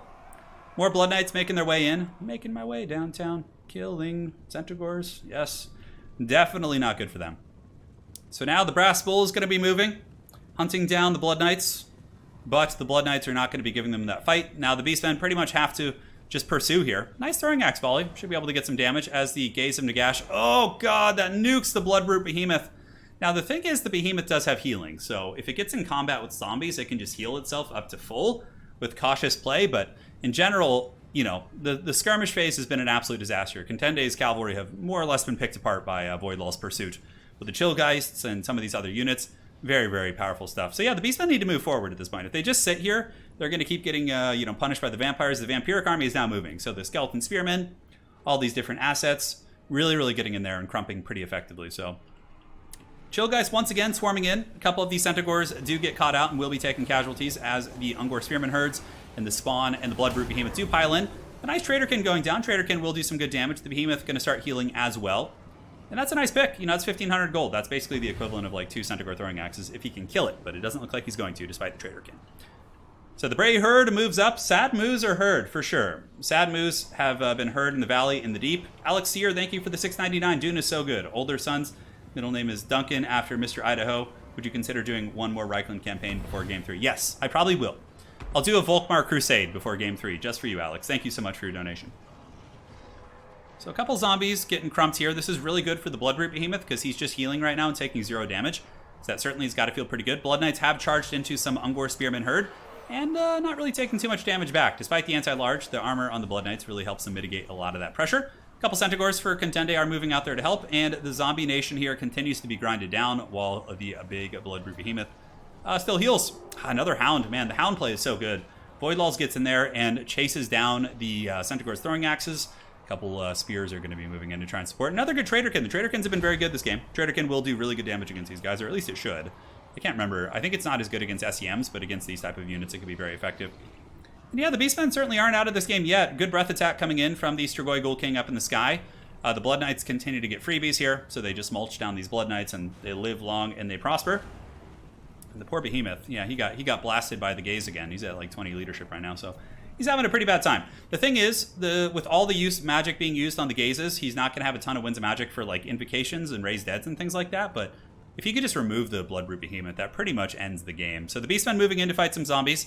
The rest of the formation just kind of sitting as the Beastmen just waddle from zombie to zombie, which I guess allows for some healing. Bloodbrute is on its way back up in terms of HP.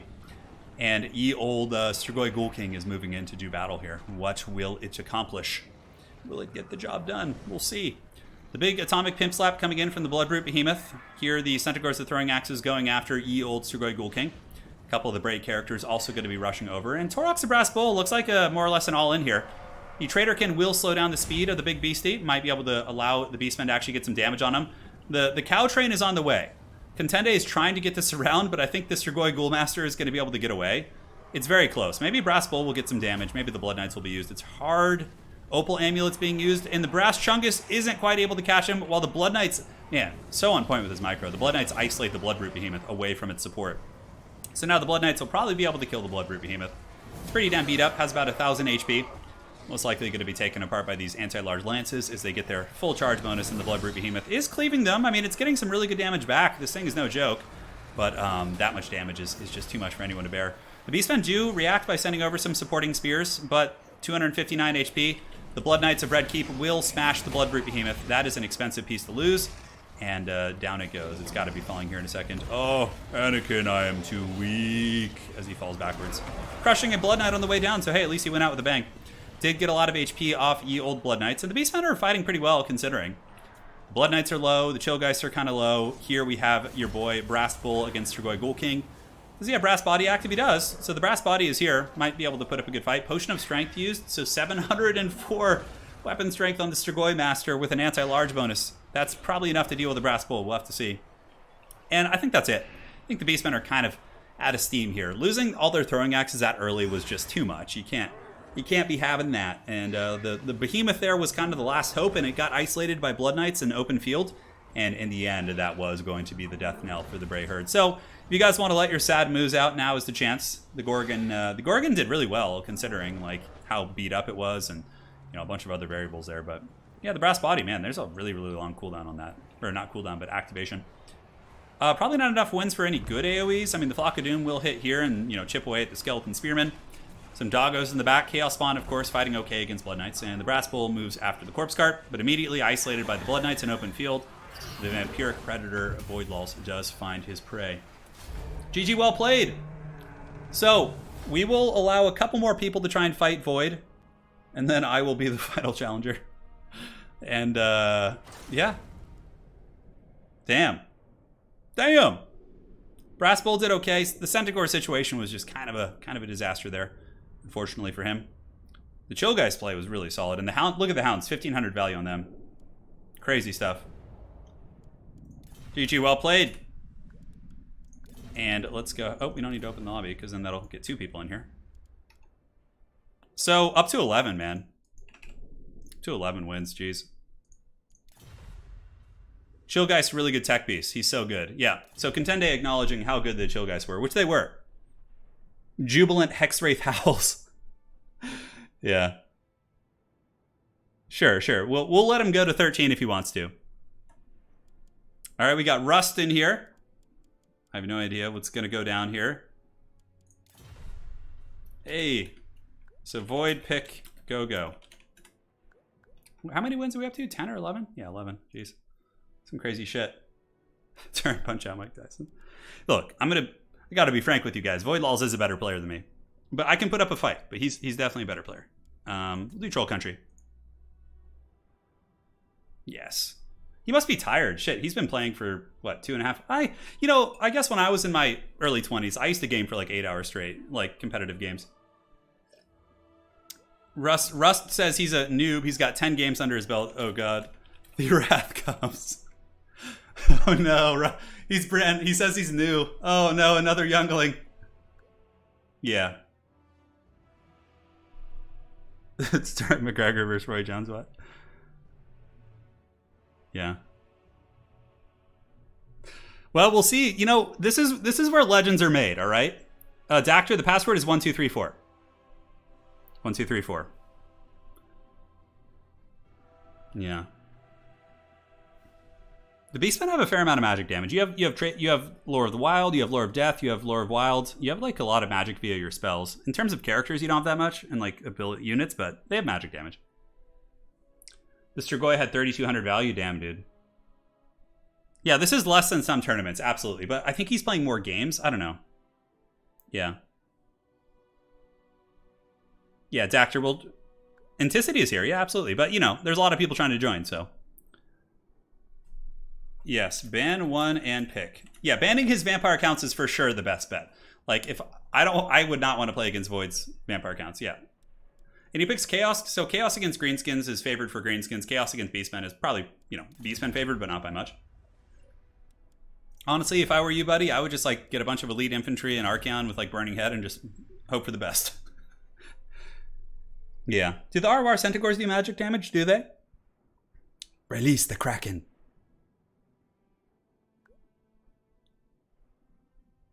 Yeah. Turin, your real name is Frank? No, it's not. My real name is Nick. Yeah, Nicholas. Yeah. Not as exciting. But my middle name is actually Turin. That's my actual name on my birth certificate, so yeah. So when people call me that in real life, like it's fine. Like, it makes me feel like I'm some fantasy character from Tolkien literature. All right, so we got Greenskins versus Chaos. This will be crumping one way or the other. Knockdown, drag out fight. Yes. Yes, good Anakin. Void Laws is hacking to keep Anticity and Dactor out.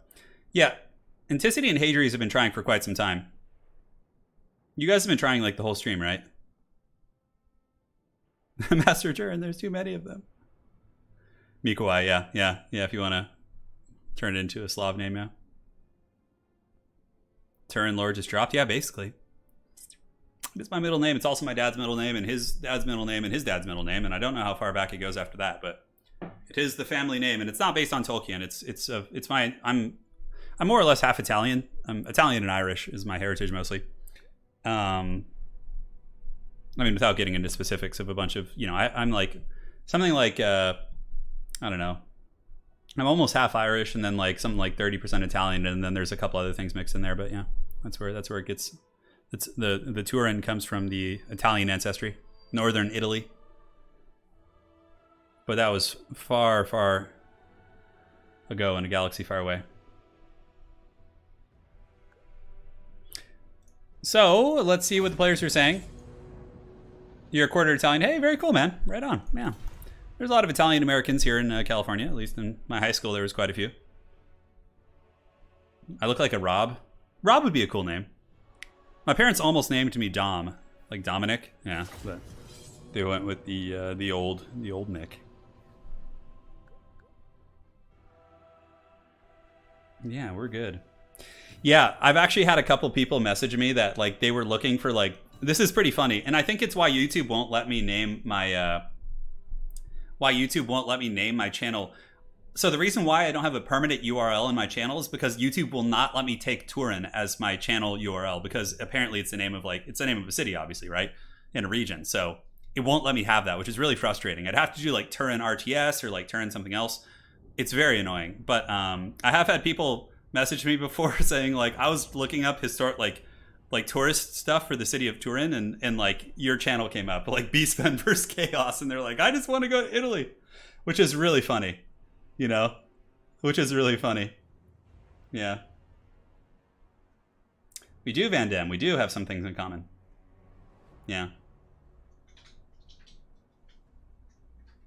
All right, here we are. Let us see if the Youngling will put up a fight here against the mighty Voidlaws. We will see. We will see indeed. Time to turn the tables. You guys think the Younglings will win? Or the Youngling will win here? Imagine just being like someone who has no idea about the gaming world, right? Like you just have absolutely no idea. You're just like, oh yeah, you know, I played some checkers and chess, and you know, I play Call of Duty, or I don't even know, like someone, just an older gentleman who might have no idea about gaming, right? And then they're just like, they're trying to look up the city of Turin just for like, you know, just trying to look it up, and just, you know, suddenly they just see like Torox like cleaving something. I don't know. It's just like a funny idea. Yeah. Yeah, it's pretty hilarious.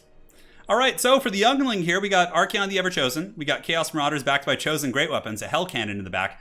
So Rust, if you're listening, just put halberds right on top of that Hell Cannon and do not move them the entire game. Because if you do move them, Voidlaws will get that. He'll get that booty. He will get that Hell Cannon. So put something on top of it and just don't move it the entire game. That is your best bet. That is your best bet. So we got some Chosen Great Weapons, some more Chosen Great Weapons, Chaos Warrior Halberds, a couple Marauder Horsemen, and Archaon. Looks like a pretty good build, honestly. It's pretty respectable. For the forces of Voidlaws, we got Blackworks backed by Hag, and Grom the Paunch, the Big Chungus, has made a return. Yes, he is here, his belly triumphantly celebrating here in the valley. The Orc Shaman, and some piggies in the back. You know, honestly, if this Chaos build was executed with really good micro, I think he could potentially win this. The build is not bad. It's not bad at all. Yes. Yeah, the Shroud of Turin. Yeah, no, that one hasn't been memed too much. We haven't had too many memes about that. Although I did go to, I myself am not religious, but I did go to a religious high school where that was brought up a couple times. I think some of my classmates would make jokes about it or something. Yeah. There it is. Just drop those freaking Chaos Warriors on there, because Voidlaws is the hunter of men's souls today. He is looking for openings to get in there and doing its thing. Yeah, I'm trying to coach the Youngling. I hope he's listening. Defend that Hell Cannon. Shoot the Black Orcs with the Hell Cannon. And live long and prosper. There you go. All right. We have to help the Younglings. Yeah, we have to salvage them from the temple. It's pretty great. Turin wins the boss fight. Yeah. Yeah, the boss fight. Yes. It is time. So the battle is underway. The Hell Cannons need to be shooting at the Blackworks. The Crimson Killas immediately. Good play there. He gets that right away.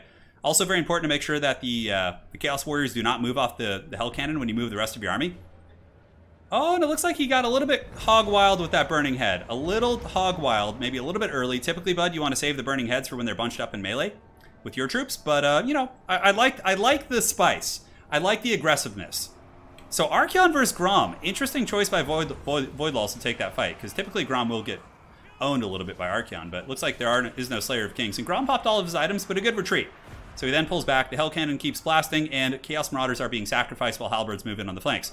Oh, the Youngling! Did he listen to my advice? No, Voidlaws gets on top of the Hell Cannon, but the Halberds are nearby, so the Hell Cannon crew probably will survive. It's going to be a close one. The Youngling almost listened to it. He almost did.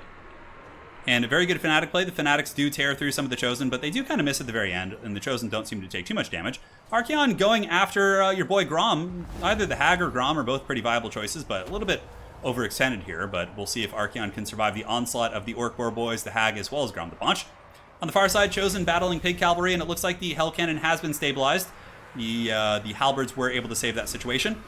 And also over here, it looks like some of the Marauder Horsemen able to finish off some of the Moon Howlers and some of those scary mobile units.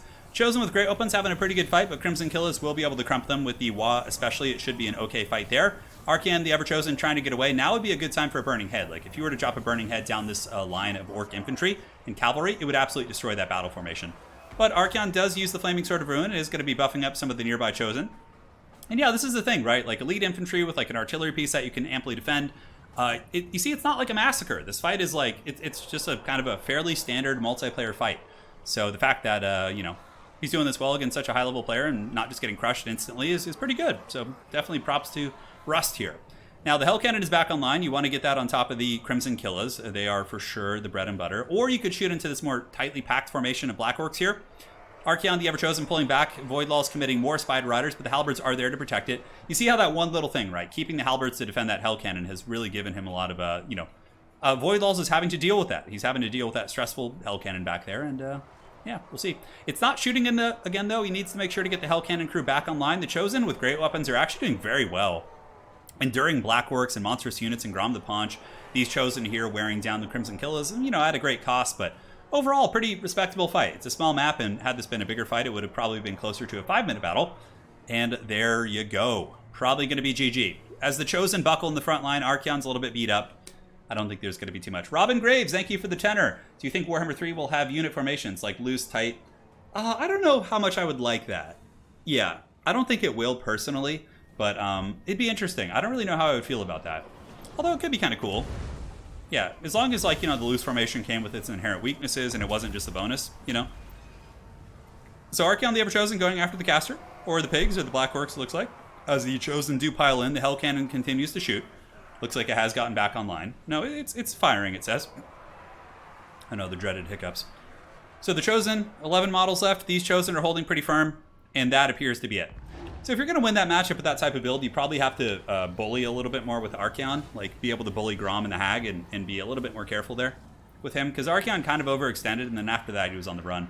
The army shattering, the Chaos Dwarves are left to their own devices, and that is going to be it. Yes. The surround is upon us. Looks like we have a couple hundred HP on these mad lads as they are run down. Nice, Kyle Heron. That was a good one. All right. So there goes the Chaos Dowie. GG, well played. A valiant... Guys, we got to give a big round of applause to... applaud... And, man, my brain just not working. A big round of applause to the Youngling. The Youngling put up an excellent fight right there. That was a very respectable match for someone who's just playing. He's playing a top-tier player, and it was a respectable fight. The Burning Head, if he had, like, used it a little bit more cautiously, wait for them to get into melee, then use it, you know, maybe, who knows what would happen. Yeah, GG, well played. Rematch sometime. Yes, I'm sure you'll... be back with a vengeance. Go practice and prepare to battle. We'll get you in there. All right. So Void Laws is up to 12. We'll see who he fights next. Oh, you can't now. Someone else has to play here. Yeah, sorry, we can't let you play twice in a row. GG, well played. Applause. Applause. It's just the brain just is not working. It's because I'm getting hungry. It's once we get to like 3-hour marks, I start to get a little delirious in most streams. Void Law is dropping a smiley face. I've noticed that most Russian smiley faces. Okay, we got the Central Scrutinizer in here. Very cool. I have arrived. He is here. Central Scrutinizer played in the Faction War. Did pretty well for Norska, so certainly a high-level competitor. We'll put him on the old Glacial Lake. Map. Look, I spelled map with an E. Jesus. All right, map set. Void pick. Yeah, you know what? Let's do the Bone Zone. Bone Zone is way better than Glacial Lake. Let's go to the Bone Zone, baby. Here we go. The Central Scrutinizer is here. No mercy shall be shown. I spelled map with an E.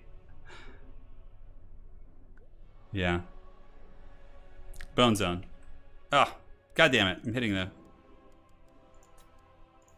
zone. We're doing the Bone Zone. The Bone Zone. All right, so Void is on the pick here. All right, so this will be the last one for today. And then if Void wins, I'll play him 1v1. And I'll just get wrecked real quick. I'll be added to the Throne of Skulls, but we'll give it our all. Oh yeah, Russia has a very strong history of chess players, absolutely. Hey, what was his name? Garry Kasparov, I think. Yeah, he was the GOAT of his generation for sure. All right, so we'll see if the Scrutinizer can usurp the King of the Hill. How many are we sitting on today? Got 12. Looks like that's likely given today's events. Hey man, don't underestimate yourself. I believe. We'll see what he does. Yeah. Do you think we'll ever get a Total War Saga Bone Zone? I think we should. I think CA should drop all their development on Warhammer 3 and just do the Bone Zone. They, Creative Assembly should create a Battle Royale. And the Battle Royale is just the Bone Zone. It's just like they drop a Warhammer character in the Bone Zone, and the edges of the map shrink in, and you get pulled to the center of the Bone Zone. Rusta, if you go back and watch the commentary, I gave you plenty of tips there. Yeah. Yes. Yeah, there's a lot of great. There's also a very strong Polish player right now. He recently beat Magnus Carlsen. I think his last name is Duda. Yeah, he was able to defeat Magnus. He's a really strong player. I like watching chess. It's, I don't want to like invest the effort to like memorize everything, but I do like watching high level players. It's very fun. My dad was a really high level chess player. He was a junior champion in New York City back in the day for the 13 and under bracket. I can't remember what it was or whatever, but yes. So Vampire Counts, Beastmen, Greenskins. Scrutinizer bans one and then picks. Poor Scrutinizer got forced to play Norska. Oh, and he picks Norska and bans Beastmen. Oh god, this is gonna be no. Don't make us watch Norska versus Vampire Counts. Oh god, it's such a miserable matchup. Although I don't know, maybe we'll be surprised. Maybe the Scrutinizer knows something we don't. All right, maybe they'll do it on the Bone Zone. Yeah. Yeah, Void Lulz has been on a tear today. Yeah, absolutely. Thank you for dropping the link, Contende. That's linked. I don't know if that's linked to my Discord or another one, but regardless, yeah, our Discord's a great place to play. We get a lot of tournaments, a lot of great people. Ice Power, sure. Your rating is definitely better than mine. My best rating I ever reached was about 1200. I think I tanked down to like 1050 or 1100 right now, but in 10-minute chess. Yeah, your rating is definitely better, so you're probably quite a stronger player, but well, I'm happy to play with you. I played a lot of games against, yeah. I gotta have that chess tournament on the channel. That'd be pretty fun. The Chess Hammer tournament. Are you in that Discord, Ice Power? I made one for that. Searching for Bobby Fischer. Yeah, I've seen that. Yeah, I've watched a couple chess movies. I haven't seen Queen's Gambit yet. I heard it was good. Oh, Contende. No worries, man. Well, I trust you enough that if you're linking to someone's Discord, it's someone that we like, so I totally trust you, brother. So Vampire Counts versus Norska. Scrutinizer left this open on purpose. Like, personally, I think Norska, I'd rather play Greenskins and Beastmen than Vampire Counts, but he must have some scheme on how to take down Void Lulz. Yeah. Yeah. I have no idea. Central... Yeah. No. So you're saying Central Scrutinizer is like Obi-Wan and Void Lulz is like Anakin. I would say it's more like Void Lulz is like Darth Maul, and then like, his opponent is like Qui-Gon Jinn. We've had some people put up good fights today, but in the end, it's been rough. Yeah, we're gonna have a Chess Hammer tournament. It was something I was planning a while back, but I honestly kind of forgot about it. But I do plan on having a chess tournament with Total War tournament players, which will be pretty fun. You know what? Shit, I'm gonna do that this week. Why the hell not? What day of the week is it? It's Wednesday? Okay, on Friday I was supposed to have a 2v2 tournament on Friday. Shit. There's so much stuff I want to do. Why is your name Pierogi Lord? Yes.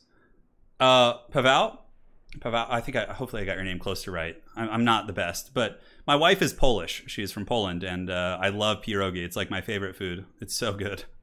I actually like meat pierogi the most. Yeah, I just like the meat and potatoes, like the meat and dough. Just sign me up, dude.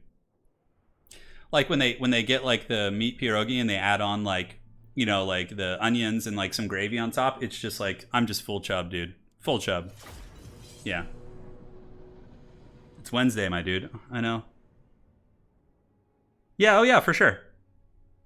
We'll do the chess tournament. I don't know that much about chess, but there's a gentleman who I played some chess with. He's an awesome guy that perhaps would co-cast with me, so he could actually like talk about what's happening, and I could just be the memes, you know? Yeah. Because I'm not that good at chess. I'm like an average plebeian, so my commentary wouldn't be very good. So I probably need someone who's like actually skilled. Try to get someone to make some Warhammer skins for a chess tournament. Oh, you're talking about... That would be pretty cool if like the chess pieces were skinned as like the factions. You know, Lady Turin could make a chessboard as a Warhammer army. She could. And like you could even use Warhammer miniatures. Oh, you could totally do that. I could just use my state troopers as pawns and then like, you know, Volkmar the Grim is like my king. Oh, dude, you could definitely do some cool shit there. Although I think the horses would be too big for a chessboard. Yeah, that's the only problem. Void is that? He is the God Emperor. Okay, yeah, it's all in the family.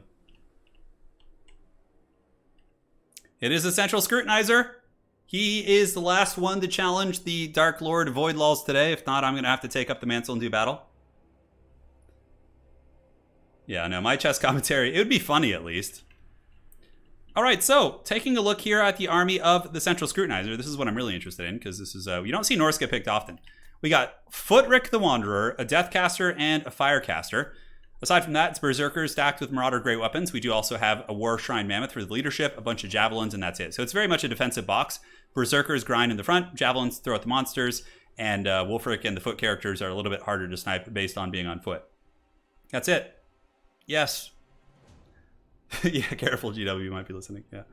And the Pillar of Bone is good, because this is a map. We don't want to watch them both waddle across a huge map. This is, like, totally fine here. So for the Blood Dragon Lord, we do have, yeah, look at that. The big old Dragon Lord. He's got the Helm of Discord, all that stuff. We got a Terror Goose. Aside from that, we do have some Blood Knights, zombies in the front, a couple spears in the back, as well as Crypt Horrors. Yeah, it's just classic shit, right? The Scab's Grace to kill the Norscan infantry, the Breath Attacks and Gooning to kill the monsters, and, you know, pretty straightforward stuff. Good luck, have fun. I'm sure Void Laws is very practiced in this matchup, and so too Essential Scrutinizer, I would imagine, if he chose this matchup. Yes. Is saying bold strategy Cotton from Dodgeball? Yeah, it is. It's a quote from when the commentators are like watching the game, and they're like, "That's a bold strategy, Cotton. Let's see if it works out for him." Yeah, it's pretty fun. Rusta, if you just join our Discord, which was linked above by the Great Contende, you're going to be able to find opponents to play with. And there's even a ladder system where you can queue up and play against people, which it's been active lately. I think we'll be doing some streams with that soon. Norska should have a Skinwolf army. Skinwolves against vampires? I don't know. I feel like Blood Knights wreck them too hard. It's like really a bad... I guess you could do like Armored Skinwolves. The monkey noises. I do really enjoy that meme from Tariff, where Norska is perceived as like just like a monkey faction, and they just are like all primitive and terrible. It's pretty fun. Yeah, Dodgeball's an amazing movie. So here comes Scab's Grates. What are they going to hit? Probably the Berserkers, I would imagine. Berserkers are kind of in a loose formation, though, so it's not going to be like super crazy. Zombies are moving forward, some of them to be sacrificed. Basically, they're just like roadblocks in the Norscan army. Blood Dragon Lord up in the sky, going to be dropping maybe a zombie summon here. It's a little bit hard to tell. Yeah, zombie summon. This will hold up the Norscan army for a moment. Probably going to be followed up by a Scab's Graith or a Breath Attack. So they're going to like bunch up the great weapons here, and then, you know, Scab's Graith going down in the javelins. A nice cone. Oh man, that's some nasty shit. Really able to get some work in. But the summoned zombies are going to get hammered there pretty good. What's the King of the Hill record? Well, if I think it's 13. But the thing is, people could have easily beaten those records, but I end a lot of streams early because I don't want to, like, you know, some days I don't want to, you know, go for as long. But typically, I think 13 is the max. So if Void Laws wins this, he ties it, and then if he beats me, he would probably have the record. Yeah. Because normally if I know somebody's so far ahead that nobody else can catch them, I just end the King of the Hill or find a way to end it, you know, because it's kind of like the competition's gone. But today we're doing like an old school King of the Hill. Yeah. So not too much damage taken, a Scab's Graith, a little bit on the Marauders, but really not too bad of a situation here for Central Scrutinizer. Now he's moving up on the Vampiric army, the Berserkers getting ready to go. The Dire Pack here on the flank, maybe thinking about diving in there. It's a little bit hard to say. There are some Marauders behind them that could defend them pretty easily. So, oh, but the Hounds look like they're going to be going. Yeah, he's actually committing. So We'll see how quick the Central Scrutinizer is to react. Blood Knights on the far side actually get an okay trade against the Marauders, but the Marauders also give some damage back. And here come the Great Weapons to start fighting off some of the Hound units. Scrutinizer does get his forces here, and now the Vampire army is moving down the hill. So here they come. They were just kind of trickling in a couple shitty units for now, but the main core of zombies and skeletons will be engaging the Norskan horde. And this is what often happens, is like Norska will win the infantry fight, but then struggle against the monsters, in my experience. In the back, more Hounds. Going to get some freebies here onto the Marauders, unless the Great Weapons can surge in. And honestly, this is a pretty damn cost-effective trade for the Central Scrutinizer. His cheap, shitty Marauders did a fair amount of damage to the Blood Knights, and also, yeah, put some hurt on. Forced out Invocations. A couple other things were quite nice for sure. Now, the White Kings move in, go for a gooning attempt on the caster, not quite able to get it. And in the back, the Dire Pack actually killed by the Great Weapons, so the Great Weapon Infantry seem to be performing pretty well, while the Javelins in guard mode continue to throw at the goose, but they need to be protected. The Javelins, if they die early, it's kind of just game blouses. Wulfric the Wanderer making his way over, the Javelins pulling back to the safety of the Norskan formation, as the Norskans cut through zombies up here, and the main zombie legion just kind of hanging out in this particular area. So here comes the Mammoth too. Mammoth appears to be going after the White Kings, might be able to get some damage. Oh god, that Scab Scrape is so gross. Does so much damage. Great Weapons versus Crypt Horrors should be a little bit of a decent fight for the Crypt Horrors. Zombies are getting worn down. The Blood Dragon Vampire Lord taking some sweet javelins. The Dire Pack was crumbling, and the Blood Knights have gotten away and should be able to rout off any units here on the edge of the battlefield. So Mammoth living its best life, but it is slightly overextended with very little support nearby. The Mammoth probably just turns and fights the Terrorgeist right here in hopes the Berserkers can get their business. Javelin support is really needed. If the Javelins could support the big Chungus Warshrine Mammoth, that would be very powerful. And Wulfric is actually being attacked. Very interesting. Hunter of Champions is used. And suddenly the Blood Dragon Lord in a little bit of a precarious situation, as there is Javelin fire, but is there going to be any Norskan follow-up? The one problem with the Norskan army is they don't have a lot of mass, like any big follow-up to punish this, but Hunter of Champions is pretty good. Spirit Leech going down as well. The Lord takes some damage, so too does the Mammoth, but really it wasn't that bad of a trade at the end of the day. So Houndo is still feasting, some Javelins taken offline, another one, it looks like there's only one unit of functional Javelin still going. No, actually two. One here, and I think there was another one right here as well. So 2 of the 4 are still online. It looks like there's going to be some sort of magic being used. I could have sworn I saw a burning head, but I think the Central Scrutinizer actually canceled it there in the 4th quarter. Zombies getting worn down. Sternsmen still in okay shape. More zombies are being sent forward. And the Blood Knights are just being used to kind of hunt down some scraps around the battlefield. And that's very good usage. If they're damaged and a little bit of a dangerous situation, that's a good play. Warshrine Mammoth really getting a lot of damage there on the White King. White King takes some work. Javelin fire going into the flying Blood Dragon Lord. The Norskins using their caveman technology to fight back against the vampires and their magic and all that sort of good stuff. Hey, it's my smoking hot wife, Lady Turin, coming in at the end of the stream. Hope you're doing well, darling. Love you. Wulfric the Wanderer. Going to be doing battle. As the Warshrine Mammoth does get fight or die, it is inspired to fight a little bit longer. The Vampiric Chaff holding firm. Some zombies holding back the Javelins here. Another Javelin unit being pursued. Central Scrutinizer is going to be losing his big Warshrine Mammoth, which is, something we've seen happen quite a bit. As the Blood Dragon Lord does leap in for the final thrust right there. So there it goes. There it goes. 845 HP might be salvaged, but Wulfric is a little bit isolated versus 3 characters, and he's a pretty formidable duelist. Not so much against like cycle charging Vampire Lord and 2 White Kings on the ground. There are many things there that are going to be a little bit of a tricky pickle. So Wulfric, how you doing, man? Trying to get back to his Graveguard Great Weapons, or excuse me, his Norskan Marauder Great Weapons. Breath attack on top of Wulfric's head pretty much seals the deal, as he just is absolutely shreked by that. And this is so common. The Norskan character core and SEMs just getting wrecked. You know what would have been a cool build is like double giant, like the same Norskan army but with 2 giants instead of the Mammoth. I think that could have actually been pretty formidable here, and maybe just 1 caster instead of 2. I felt like the double caster might have been a little bit redundant, but it's easy for me to say as I watch from the shadows. So Cryptor is chasing down the Warshrine Mammoth. Wulfric is pretty much out of the picture. The Great Hunter of Champions is probably in some serious trouble here. Yeah, he's getting hunted down. And the Berserkers still fighting hard, but not going to be a problem as a giant breath attack just nails those Brutes of the Hound. God damn, Joe Rogan, that is some painful shit. The Norskan infantry, though, doing their business as they usually do in this matchup. Another Scab Scrape coming in, but for the vampires, it's really essential to have like good Scab Scrapes and good breath attacks to like win these matchups, and clearly that is being shown here today. GG, well played, being dropped, and that will be it. All right, so I'm gonna go ahead and invite Void Lawls to a lobby for one final duel. A nice attempt by the Scrutinizer. Void, I will invite you to lobby for last game. All right, so you guys wanted to see me get wrecked. Here we go. Let's do it. So let's get the battle going. Void 1v1. That's fine. I'm not going to host as a spectator. Yes, Lady Eternal will be back soon. For selfish reasons, I'm quite excited. I'm quite excited. Yes. All right, so let's see what we do. Let's do the classic Oaken Hammer here. We'll do our best. I don't know. We'll see what he picks and bans. It's the boss level. Honestly, though, several of the players who played today are probably better than I am, so it's not truly the boss level, but we try. Damn, dude. He's got to be tired by now. 13 wins, although, you know, again, a lot of these guys are pretty resilient against such play. All right. Let me go ahead and make sure to invite him. Cool. I am, darling. I am. A new challenger approaches. Yes. The dreaded vampire count mirror. I'm not very good at vampire counts, yeah. They're one of my weaker factions. All right. So pick your 3, Void. We'll see what he picks. Probably going to be the exact same. Beastmen. Vampire counts. You know, my goodness. Oh. Whew. I need to put up my screen blocker so I can pick happily. The dreaded Wookiee is here. See what Void picks. Is there a limit to how many wins you can have? Not really. I mean, as long as the stream goes. Yeah. You'll get all that, darling. Don't worry. Yes, we'll get you that at the airport. Gonna be right back. Just gotta get some water real quick. And I'll return for the game in a moment.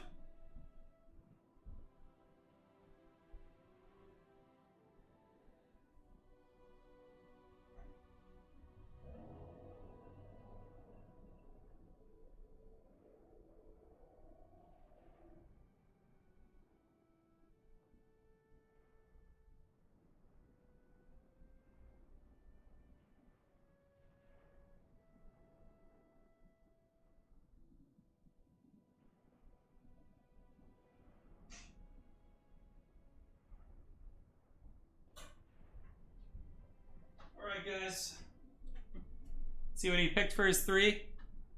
Looks like he hasn't picked his 3 factions yet. I do have a little bit of chest hair. It's pretty haggard though. Yeah, it's look, it's not worth bragging about. Let's be honest here.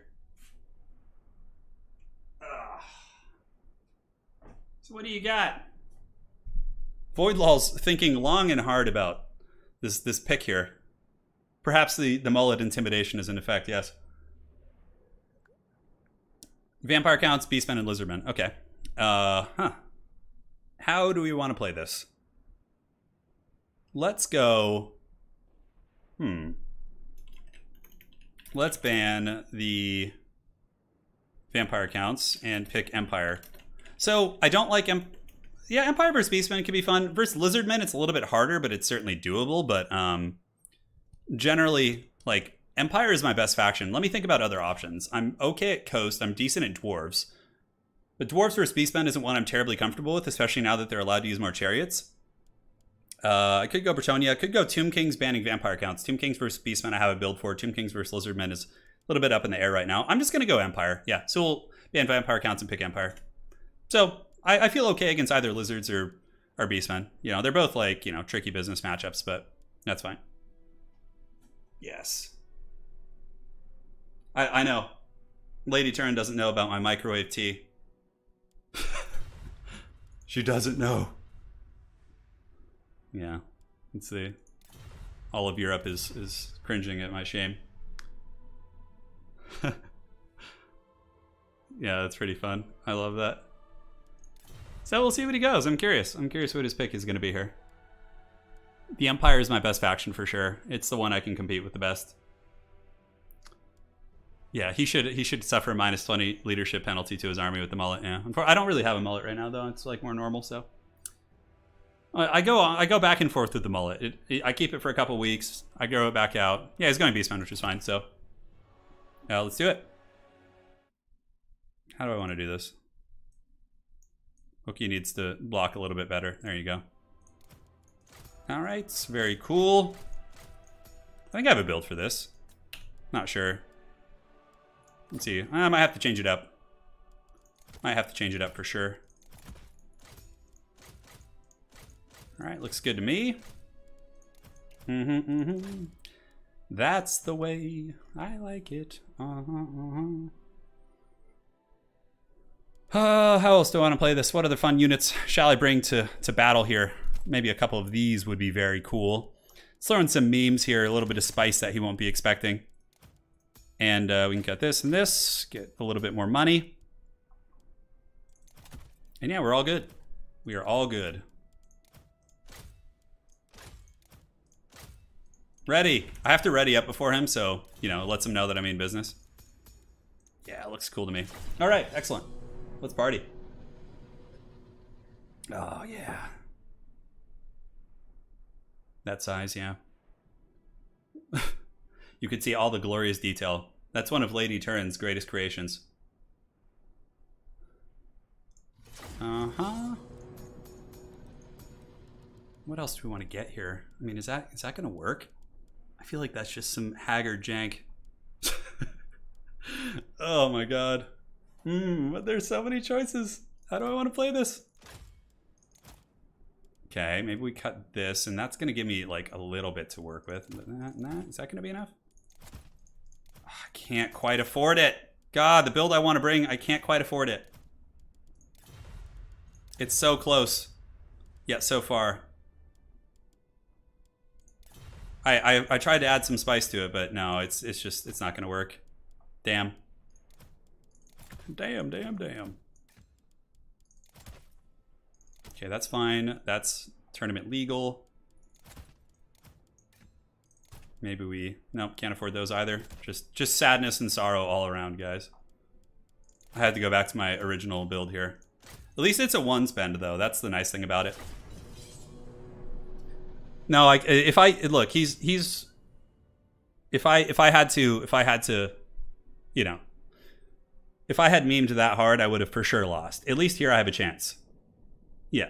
And I don't know, I don't think my build's even meta. It's kind of my own unique flavor on things. I don't know. I've used it. You actually played against this build with your Beastmen a couple weeks back, Anticity.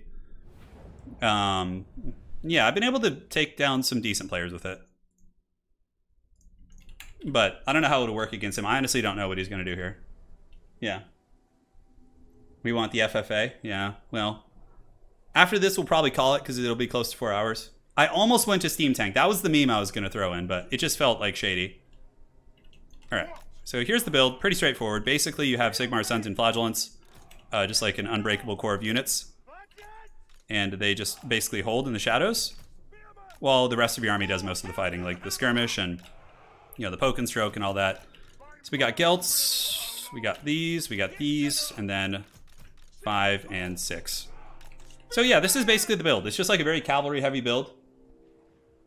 Yeah, Wookiee was cunning for sure. He was a cunning old bear. Yeah, he was. How do we want to play this? Where do we want to put our infantry? Probably over here is fine. It doesn't matter too much. Although, taking advantage of some of that so I can't be flanked as easily would be nice. Yeah, this will be okay. We'll do this and like kind of play a little bit tighter here. So this build's pretty micro intensive is the only thing. So if my micro's not on point right now, I might just get owned. But if it is, then we'll be okay. It's the same map too. Yeah. No, the original build I had Toddy, but Gelt is really good for punishing Beastmen blobs. Even with the nerfs to AoE, still really strong. Yeah. We just gotta watch out, make sure, like, Voidals is very good at pursuing, so I just gotta watch out and make sure I don't get caught. Alright, let's do it. See what his army looks like. He's got a couple hounds, which is cool. 4, 5, 6, and Gelt can go over there as well. And we just popped 1 Arcane Conduit to get maxed. Okay, we have a Manticore, we got Brass Bull. We got a lot of good stuff. So his build's fairly standard for what I'm used to, I would say. We got a couple not knights over there, but these knights can sit here. So we'll get 1 here and 1 here sitting, waiting happily in the shadows. So let's pull you up, We don't want to be wasting ammo on just like crappy gore infantry. We basically want to be, you know, trying to hammer his hounds in mobility, basically. All right, so pull you up, have you guys go shoot here. We got some houndos that will 100% be an ideal target if we can. See what we can pursue. Knights of the Blazing Sun can charge in there and pull the Pistoliers back for now. Pull you back, Void seems pretty ready for this, so we're going to go ahead and start shooting the Manticore. Pull you guys back, retreat here. And how is this going? Yeah, so he's trying to get me to overextend there, which is fine, and we're not going to do it. We're just going to kind of retreat back, play it smart, and keep blasting his Manticore up in the sky. All right, looks good. Balthazar Gelt's pretty healthy. Pistoliers can go ahead and rip some shots here. And am I a little bit too bunched up here? I am, yeah. Unfortunately, he gets me with a Traderkin because my army was moving in a kind of a weird way. But we do have magic resist, so I think it's okay. All right, so let's keep pulling back here. And one Knight of the Blazing Sun can hammer into the Razorgore herds. Yeah, we took a fair amount of damage, but it's not the end of the world. All right, let's charge here. Let's charge here. Knights of the Blazing Sun should win those fights. So now that we get this, we can go ahead and drop a big bombardment there, although I don't think we need to be completely honest. Yeah, I think it's okay. Yeah, so Knights of the Blazing Sun had a pretty respectable trade there, but we did take some casualties as well. And yeah, we were able to smash over here in this particular fight, which is good. Let's get on those hounds, pull these Knights of the Blazing Sun back. Traderkin was pretty decent, but so far so good. So let's pull back here. And Knights of the Blazing Sun can bounce back this way and get on these hounds if we can. All right. A lot going on for sure. A lot going on. Do we want to drop a nuke here? Might be okay, but I feel like it's not that necessary. So Flagellants move up and fight. We just head off his hounds in the back of the map. So let's go ahead and get these guys and just hammer into them real quick.